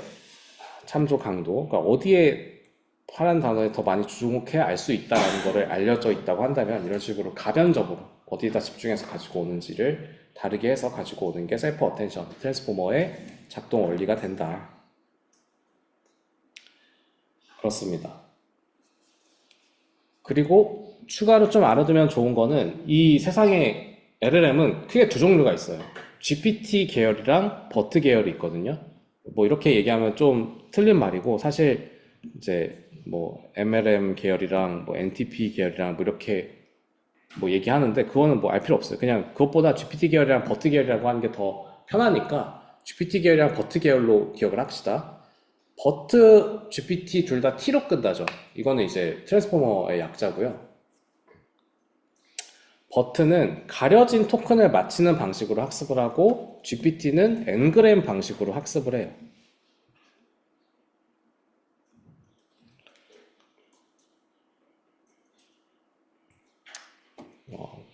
이전 토큰들을 보고 다음 토큰을 예측. 이걸 자기 회귀라고 하기도 하는데 이건 무시하고 엔그램이랑 같은 방식으로 학습을 한다.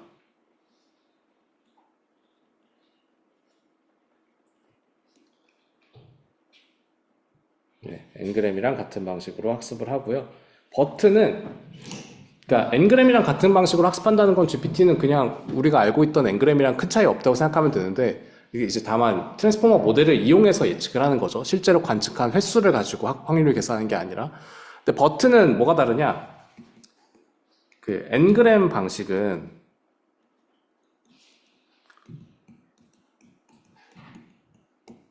n-1개의 토큰을 받아다가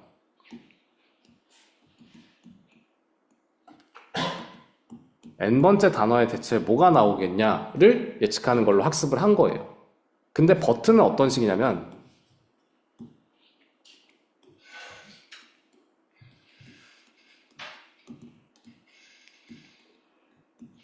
이렇게 n개의 토큰이 있는 문장이 있으면은 그 중에 몇 개를 그냥 지워버려요. 빈칸 채우기 방식으로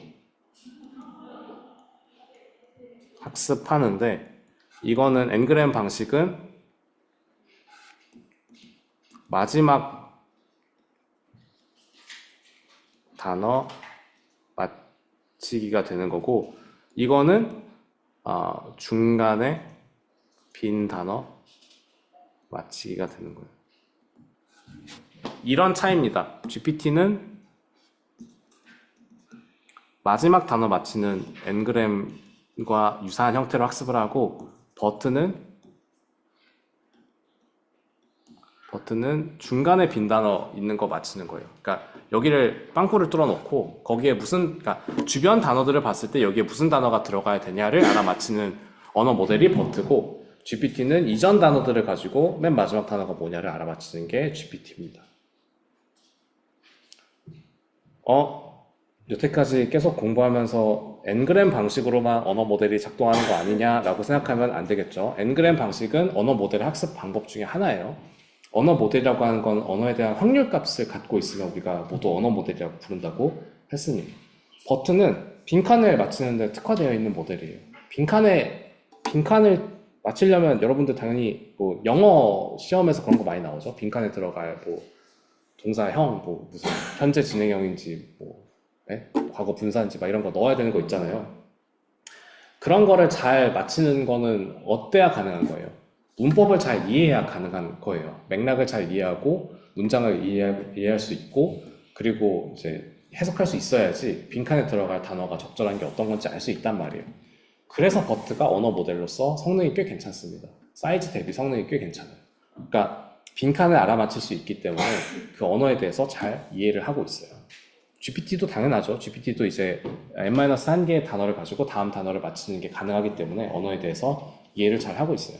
쓰이는 분야가 약간 다릅니다. 버트랑 GPT랑. GPT는 이제 언어 생성, 그러니까 답변 만드는 데 많이 쓰이고 버트는 문장을 갖고서 어떤 결정을 내릴 때, 뭐 의사들이 그 사람이랑 대화했던 면담 결과를 가지고 진단을 하는 경우가 있거든요. 뭐 주로 이제 정신병 관련돼서 정신병 관련해서는 그냥 그 면담 없이 진단이 안 돼요. 면담을 반드시 해야 되는데 면담을 할 때 그거를 이제 기록을 해서 뭐 챗봇을 가지고 언어 모델을 가지고 분류를 하겠다. 그러면은 그때는 버트를 더 많이 씁니다. GPT는 이제 문장 생성에 특화되어 있기 때문에 그런 식이에요. 어쨌든 GPT는 버트든 자연어를 이해하도록 학습을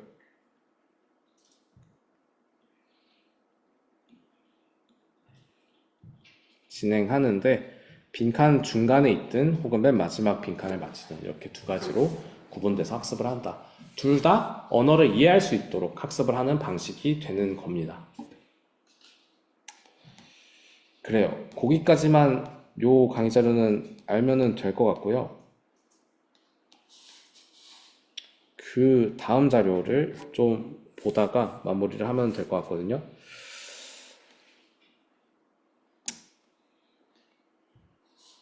우리가 LLM 서비스 개발을 하는데 LLM 서비스 개발은 그 어떤 식으로 구성되는지 좀 이해를 하는 게 사실 오늘 강의의 핵심이에요. 그러니까 여러분들이 그 뭐 딥러닝 모델이든 뭐 아니면 뭐 트랜스포머 계열의 LLM이든 뭐 GPT 버트든 아니면은 전통적인 언어 모델이든 결국 언어 모델이 존재하잖아요. 언어 모델이 존재하면 그거를 갖다가 어딘가에 쓰려고 하는 거란 말이에요. 그러니까 서비스를 개발하려고 쓰려고 하는 건데 이 LLM을 이용한 서비스 개발의 흐름이 있습니다.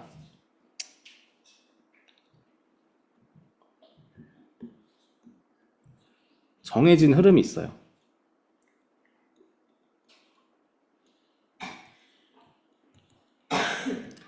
우선 여러분들 요거를 이해하는 거 정도면은 오늘 충분하다고 생각하거든요. 정해진 흐름을 이해하는 게 중요한데,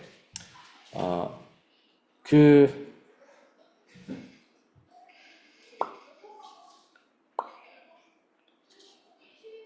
방식에서 이런 단계가 있습니다. 우리가 사전 학습을 하고 파인튜닝이라고 하는 단계를 거쳐서 학습을 해요. 요거를 좀 설명을 드릴 건데, 자, 일단은 좀 줄글로 쓰면서 설명을 드리고 좀 자세하게 자료 보면서 설명을 드릴게요. 자, 우리가 아까 얘기했던 것처럼 GPT가 있고요. 버트라고 하는 녀석이 있어요. 이런 GPT랑 버트가 학습을 할 때는 그냥 인간들의 대화, 인간들이 만든 책, 뭐 인터넷 게시물 이런 것들을 가지고 문장들을 잔뜩 만들어요.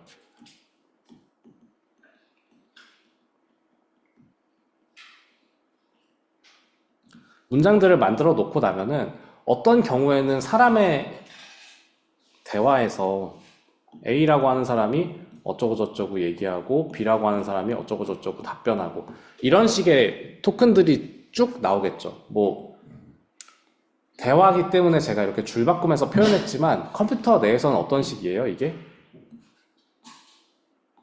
그냥 일렬로 연결돼 있어요, 이렇게. 일렬로 이렇게 연결되어 있으면은 이것도 토큰 이렇게 돼 있는 거란 말이에요. 그럼 GPT가 학습할 때 어떻게 된다고요? 이 토큰을 보고 다음 토큰을 알아맞히는 방식. 그리고 이 두 개 토큰을 보고 다음 토큰을 알아맞히는 방식. 그리고 이 세 개 토큰을 보고 다음 토큰을 알아맞히는 방식. 이거를 반복해서 수행해서 내가 질문을 던졌을 때 그거에 대한 답변이 되도록 학습을 하는 거예요. 그래서 실제로는 이 GPT 학습은 A라고 하는 사람의 질문에 대한 대답을 학습하는 게 아니에요.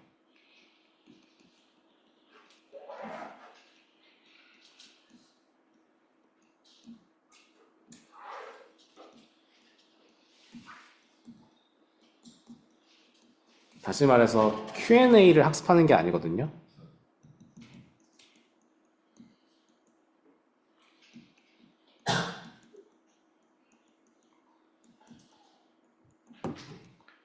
단순히 뭐 하는 거예요? 다음 토큰 맞히기만 학습하는 거예요.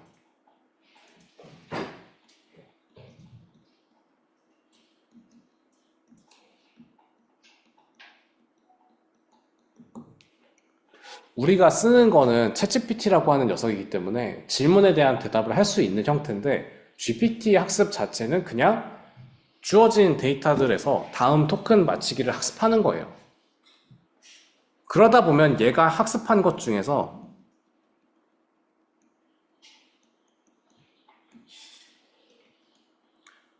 뭐 이렇게 여기 있는 요 부분을 입력으로 A에 대한 발화를 입력으로 받았을 때 혹은 A에 대한 입력이랑 B가 말할 차례라는 거를 토큰으로 입력으로 받았을 때 다음 토큰이 어떤 게 나올 건지를 알 수 있는 형태로 학습을 한 거예요. 그것만을 목적으로 학습한 게 아니라 학습한 데이터 중에는 그런 것도 있는 거예요. 또 다른 거는 또 뭐가 있을까요? 이런 거 말고 또 얘가 학습할 만한 게 또 뭐가 있냐? 사람의 대화 말고, 그러니까 데이터 타입이라고 씁시다. 첫 번째 데이터는 이제 사람의 대화였고요. 두 번째 대화는 원문과 요약문 같은 형태로 원문이 쭉 나오고요.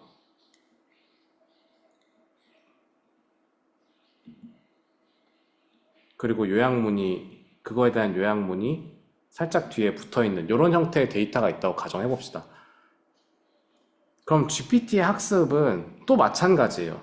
우리가 원문에 대해서 요약문을 학습하려고 한 게 아니라, 그죠? 원문 어쩌고저쩌고 하고 여기 요약문 등장하기 전에 뭐라고 설명하겠죠. 얘가 그 사람이 갖고 있는 데이터에 요약본 땡땡 막 이런 식의 토큰이 있을 거 아니에요. 요약본, 그러니까 원본하고 요약본 이런 식으로 토큰이 있으면은 얘가 GPT가 학습하는 것들 중에서 요약을 하려고 학습한 게 아니라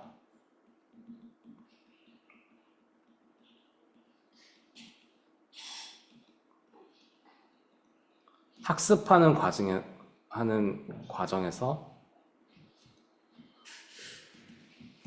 원문이 들어오고 요약 땡땡 이런 토큰이 들어오면은 그 다음 요약문이 나올 수 있는 요약을 할 수 있는 능력을 습득하는 거에 가까워요. 뭔 얘기인지 아시겠죠? 그러니까 우리가 데이터로 넣을 때 대화 데이터를 넣으면 뭐 어떤 토큰들이 연속적으로 나와야 되는지만 학습하는 거예요. GPT는 뭐 질문에 대한 대답을 하려고 학습하는 게 아니에요. 그냥 단어들을 보고서 다음 단어, 다음 토큰을 알아맞히도록 학습하는 거예요. 그래서 A라는 사람의 질문에 대한 대답을 학습하는 게 아니라 Q&A를 학습하는 게 아니라 다음 토큰 맞히는 것만 학습하다 보니까 A라는 사람의 A 땡땡하고 A가 막 얘기하다가 B 땡땡하고 나오면은 B의 응답에 대한 토큰들이 그냥 자연스럽게 나오는 거예요. 아는 게 그거니까.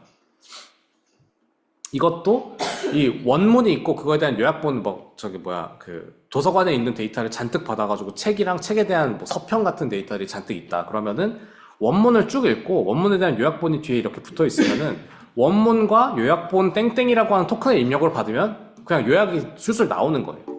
그렇게 학습했으니까. 그래서 요약을 할 수 있는 능력을 습득하는 거예요.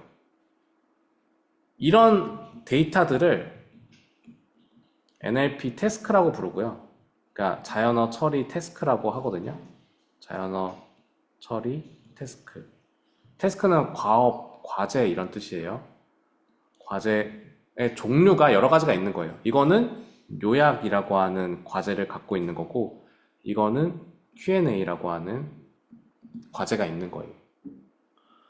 그러면은 모든 인간 언어의 패턴을 다 이해할 수 있는 자연어 처리 모델, 언어 모델을 만들려면 어떻게 해야 될까요? 뭐 요약도 할 수 있고, 번역도 할 수 있고, 뭐 Q&A도 할 수 있고, 일상 대화도 할 수 있고, 일상 대화도 막 위로도 할 수 있고, 뭐 창조적 글쓰기도 할 수 있고, 다양한 태스크에 대한 데이터들을 잔뜩 만들어서 GPT를 학습을 시키는 거예요. 다음 토큰을 알아맞히게. 그러면 이 GPT는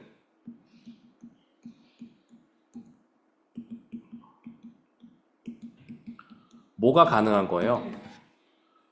인간 자연어들의 토큰이 이렇게 구성되면은 어떤 태스크든지 자연어를 이렇게 저렇게 정리해서 다음 토큰이 어떤 건지 알아맞히는 능력이 생기는 거예요.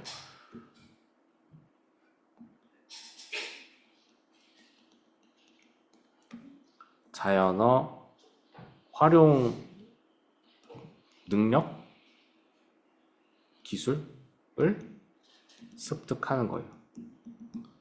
그래서 이렇게 만들어진 GPT에다가 뭘 하면 질문에 대한 대답을 하도록 학습을 시키면 요약하는 거 해줘 하면 요약하는 거 해주도록, 번역하는 거 해줘 하면 번역하는 거 해주도록, Q&A 하는 거 해줘 하면 Q&A 해주도록, 일상 대화 저기 친구처럼 대답해줘 하면 친구처럼 대답해주고, 위로해줘 하면 위로해주고, 뭐 소설 써줘 하면 소설 써주고 하는 거예요. 학습하는 과정에서 그런 데이터들을 입력으로 받았기 때문에 뭐 대화 데이터, 뭐 소설 데이터, 시 데이터, 요약된 데이터 이런 것들을 받았기 때문에 그런 거 할 수 있는 능력이 길러지고요. 그걸 가지고 GPT에서 그런 능력을 가지고 있는 GPT를 추가 학습을 통해서 내가 물어보는 거에 대답이 되도록 챗GPT의 형태로 만들 수가 있는 거예요. 그냥 GPT는 어떤 식으로 능력이 생기냐, 저런 식으로 다양한 언어 태스크들을 학습을 하고 그 다음에 추가 학습을 통해서 우리가 챗GPT 형태가 되는 겁니다. 이 추가 학습을 우리가 다른 말로 미세 조정 혹은 파인 튜닝이라고 부르는 거예요. 파인 튜닝. 튜닝 기타나 이런 거, 뭐 피아노나 이런 거 조율하는 걸 튠이라 그러죠. 그러니까 파인은 우리가 미세먼지를 파인 더스트라고 하거든요. 그러니까 미세하게 튜닝을 한다라는 뜻이에요. 미세 조정, 파인 튜닝. 그러니까 살살 조절해서 원래 GPT가 이런 걸 학습을 했어요. 어떤 인간의 자연어 처리 능력을 담고 있는데 그걸 내가 원하는 형태로 그냥 네 혼자 알고 있지 말고 나한테 내가 물어보면 답하는 형태로 좀만 힘내자 해가지고 학습을 시킨 게 이 파인 튜닝의 과정이다. 그래서 우리가 챗GPT를 만드는 거예요. 이게 제가 설명하고자 하는 그 전부거든요. LLM 기반 서비스라고 하는 게 대체 어떤 식으로 구성되는지를 설명하면 이거예요. 이 과정을 조금 풀어서 쓰면은 프리트레이닝, 즉 GPT를 학습시키는 단계가 프리트레이닝이 되고요. 그리고 파인 튜닝, 미세 조정하는 챗GPT로 만드는 과정이 구분돼서 학습이 됩니다. 다시 GPT를 학습할 때는 아까 얘기했던 것처럼 다양한 자연어 처리 태스크들이 있단 말이에요. 그러니까 요약하는 거, 번역하는 거 막. 네? 다양한 게 있다 보니까 데이터가 진짜 너무 많아야 되고요. 데이터 너무 많은 걸로 학습을 해야 돼요. 그러다 보니까 이 프리트레이닝은 진짜 너무 오래 걸려요. 용량 막 페타바이트 먹고 막 그래요. 얘네들 학습하는 거 보면은 메타 페이스북 회사 있잖아요. 메타에서 학습하는 거 보면은 아마존 웹 서비스의 서버를 쓰거든요. 그러니까 사람마다 그룹마다 다르겠지만 어떤 그룹에서는 아마존 웹 서비스 서버 쓰는데 유럽에 있는 AWS GPU 머신들을 지네들이 다 가져가서 써요. 근데 그것도 부족해가지고 막 유럽에 있는 거랑 미국에 있는 거랑 막 다 갖다 쓰고 막 이래요. 너무 많으니까, 너무 크니까 데이터들 학습해야 되는 게 너무 많아서 그래요. 그래서 이거를 한번 해놓은 거를 만들어 놓고 그거에다가 조금 더 조정해가지고 이제 챗GPT 질문에 대한 대답이 되는 형태로 만드는 거가 일반적으로 하는 단계. 사전학습과 파인튜닝의 단계로 구분돼서 학습이 된다. 여러분들이 알고 있는 제미나이도 제미나이가 되기 전에 있었어요. 팜이라는 것도 있었고 그 언어 모델들이 있었어요. 원래 GPT에 대응되는 사전학습된 언어 모델들이 있었고 그거를 이제 챗봇의 형태로 만든 게 제미나이가 되는 거예요.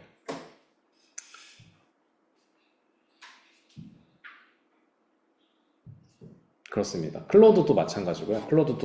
클로드가 되기 전에 그 사전학습된 언어 모델의 형태는 또 따로 있어요. 엔트로픽 어쩌고 있어요. 믹스트랄 어쩌고도 있고 여러 개가 있어요. 아무튼 우리가 잘 아는 거는 GPT가 있고 챗GPT가 있는 이게 가장 직관적이라서 제가 예제로 많이 설명하지만 다른 챗봇들도 원류가 되는 언어 모델은 따로 있습니다. 여러 가지 인간 언어에 존재하는 다양한 언어 태스크들을 경험했던 그 언어 모델이 따로 있어요. 그게 이제 사전학습 단계가 되는 겁니다. 그래요. 그래서 왜 그런 식으로 하냐? 자연어가 복잡하고 태스크가 다양해요.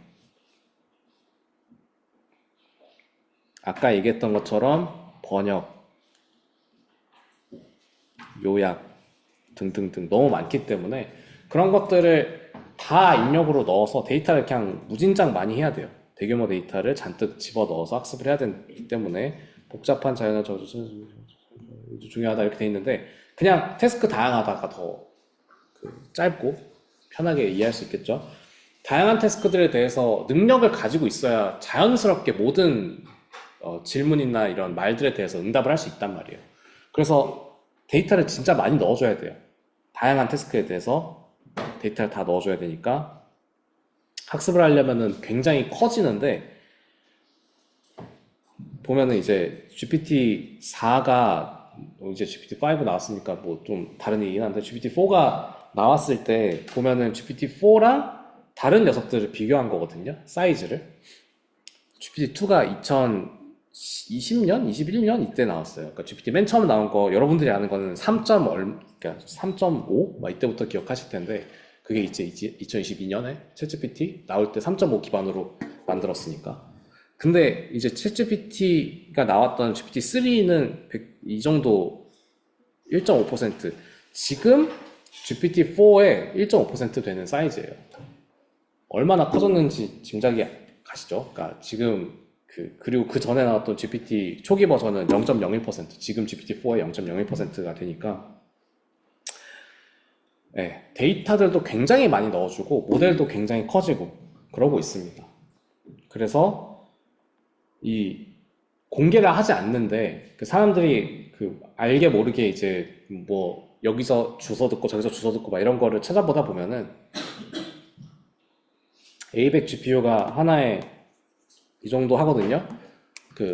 이거는 옛날에 찍은 거라서, 지금은 또 가격이 다를 거고, 지금은 이제 A100도 옛날 거라서 B100이랑 B200이랑 막 이런 거 있어요. 그러니까 더 비싼 GPU들도 나왔는데, 옛날 기준으로 저 3천만 원짜리 GPU가 서버 하나에 그게 8개 들어갑니다. 3천만 원이.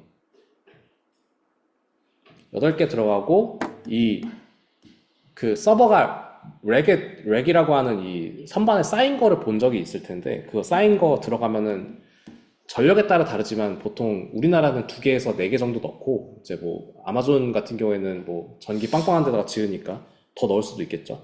아무튼 그런 거가 이렇게 2개씩 넣는다고 하면은 16장이 있고, 16장을 25,000을 16으로 나누면은 이런 렉 타입의 서버가 몇 개 있어야 되는지가 대충 짐작이 되죠.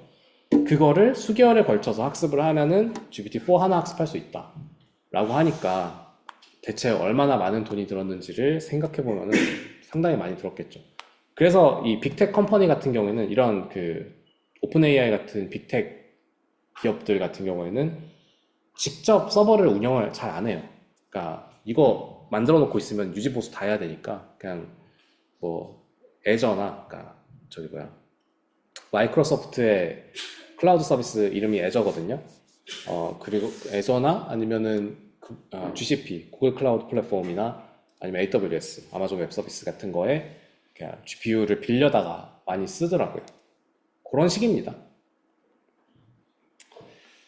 그래서 이런 식으로 거대하고 짱 많으니까, 기상청 슈퍼컴퓨터도 56개력인데 지금 이거 32개를 요거를 32로 나누면 적어도 56보다는 엄청 큰 숫자잖아요.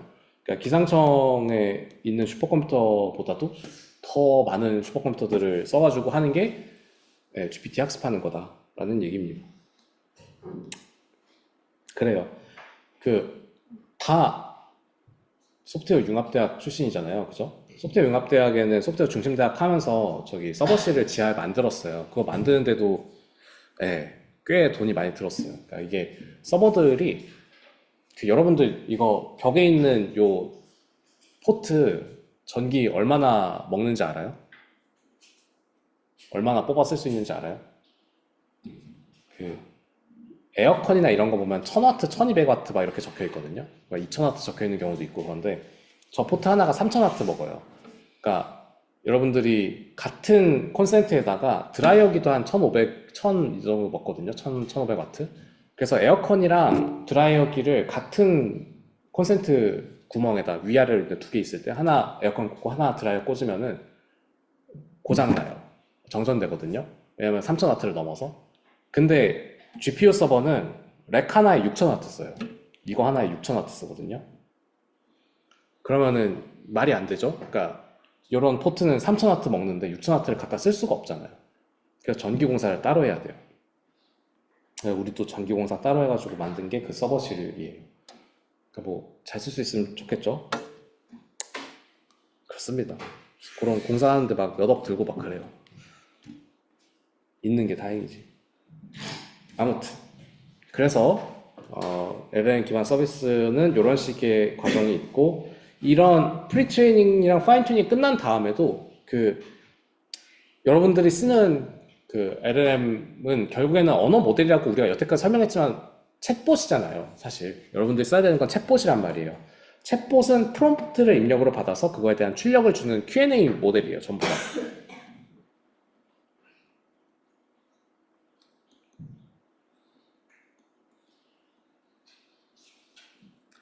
Q&A 모델들은 프롬프트를 입력으로 받아서 출력을 하는데, 이렇게 챗 GPT를 만들고 끝나는 게 아니라 챗 GPT를 가지고 뭔가 더 하거든요. 그걸 이제 프롬프트 엔지니어링이라고 합니다. 딥시크라고 하는 게 나왔었잖아요. 딥시크라는 게 한번 붐이 돼가지고 나온 적이 있었는데, 그게 중국에서 만든 거거든요. 뭐 챗 GPT 데이터 김바이 해가지고 만들었다 막 이런 얘기가 있었는데, 그거 딥시크에서 질문하면은 막 자기가 챗GPT다 어쩌다 하면서 대답이 나왔어요. 혹은 이제 중국에서 만든 거는 그런 검열 되게 잘하는데, 뭐 시진핑 이렇게 물어보면은 대답을 막 하려다가 중간에 검열돼가지고 사라져요. 그러니까 그런 게 이제 프롬프트 엔지니어링이나 후처리 과정이거든요. 원래는 대답을 하면 안 되는데 GPT를 따라서 학습을 했다 보니까 시진핑에 대해서 얘기하면은 막 대답을 잘 해주다가 중간에 끊어버리죠. 딥시크가 중간에 끊어버려요. 그러니까 이거 아닌데 하고 후처리 과정이 필요합니다. 그러니까 챗GPT까지 만드는 거는 그냥 질문과 응답을 할 수 있게 만드는 거고, 그 이후에 과정이 필요해요. 어떤 프롬프트는 받으면 안 된다, 어떤 프롬프트는 어떻게 처리해야 된다라는 거를 해주는, 뭐 딥시크 같은 경우에는 뭐 시진핑에 대해서 물어보면은 그런 건 안 된다, 살려달라, 뭐 이렇게 얘기하는 게 필요한 거죠. 그런 과정이 프롬프트 엔지니어링이다. 그래서 우리가 LLM 같은 거를 한번 GPT라는 걸 만들면 끝나는 게 아니라, GPT 만드는 것도 오래 걸리지만 그 다음 미세 수정하는 과정, 그리고 프롬프트를 잘 처리해서 민감한 정보들이나 이런 문제들 해결해서 뭐 이제 욕 못하게, 혹은 사람한테 막 자살하라고 해가지고 문제가 된 적도 있었는데 챗GPT가 그런 것도 못하게 약간 윤리적인 것도 맞춰서 하는 과정들, 혹은 답변을 더 잘해주는 거를 만드는 과정들이 프롬프트 엔지니어링에 포함되어 있습니다. 그게 재밌어요. 그것만 알아도 여러분들이 사실 이거 들어가지고 뭐 LLM 기반 서비스 개발 안 할 거잖아요, 여러분들. 근데 이제 챗GPT는 쓸 거란 말이에요. 챗GPT 쓰려면 어떻게 하면은 잘 쓸 거냐, 뭐 제미나이도 마찬가지고 이런 챗봇도 어떻게 하면 잘 쓸 거냐를 얘기할 때도 이 프롬프트 엔지니어링은 알고 계시면 도움이 많이 됩니다. 직접 프롬프트를 여러분들이 써서 넣어주면 되기 때문에 그래요. 네. 그래서 오늘 이제 좀 중요한 얘기를 많이 해서 머리가 터질 것 같은데 뭐 안 터졌으니까 해피하고, 이거 녹화돼서 올라가니까 여러분들 보시면서 한번 다시 복습해 보시고 질문 있으시면 언제든지 질문 주시면 되겠습니다. 네. 오늘 수업은 여기서 마무리하고요. 질문 있으면 앞으로 나오시고, 추천습관 안 하시면 앞으로 나오시고. 수고하셨습니다.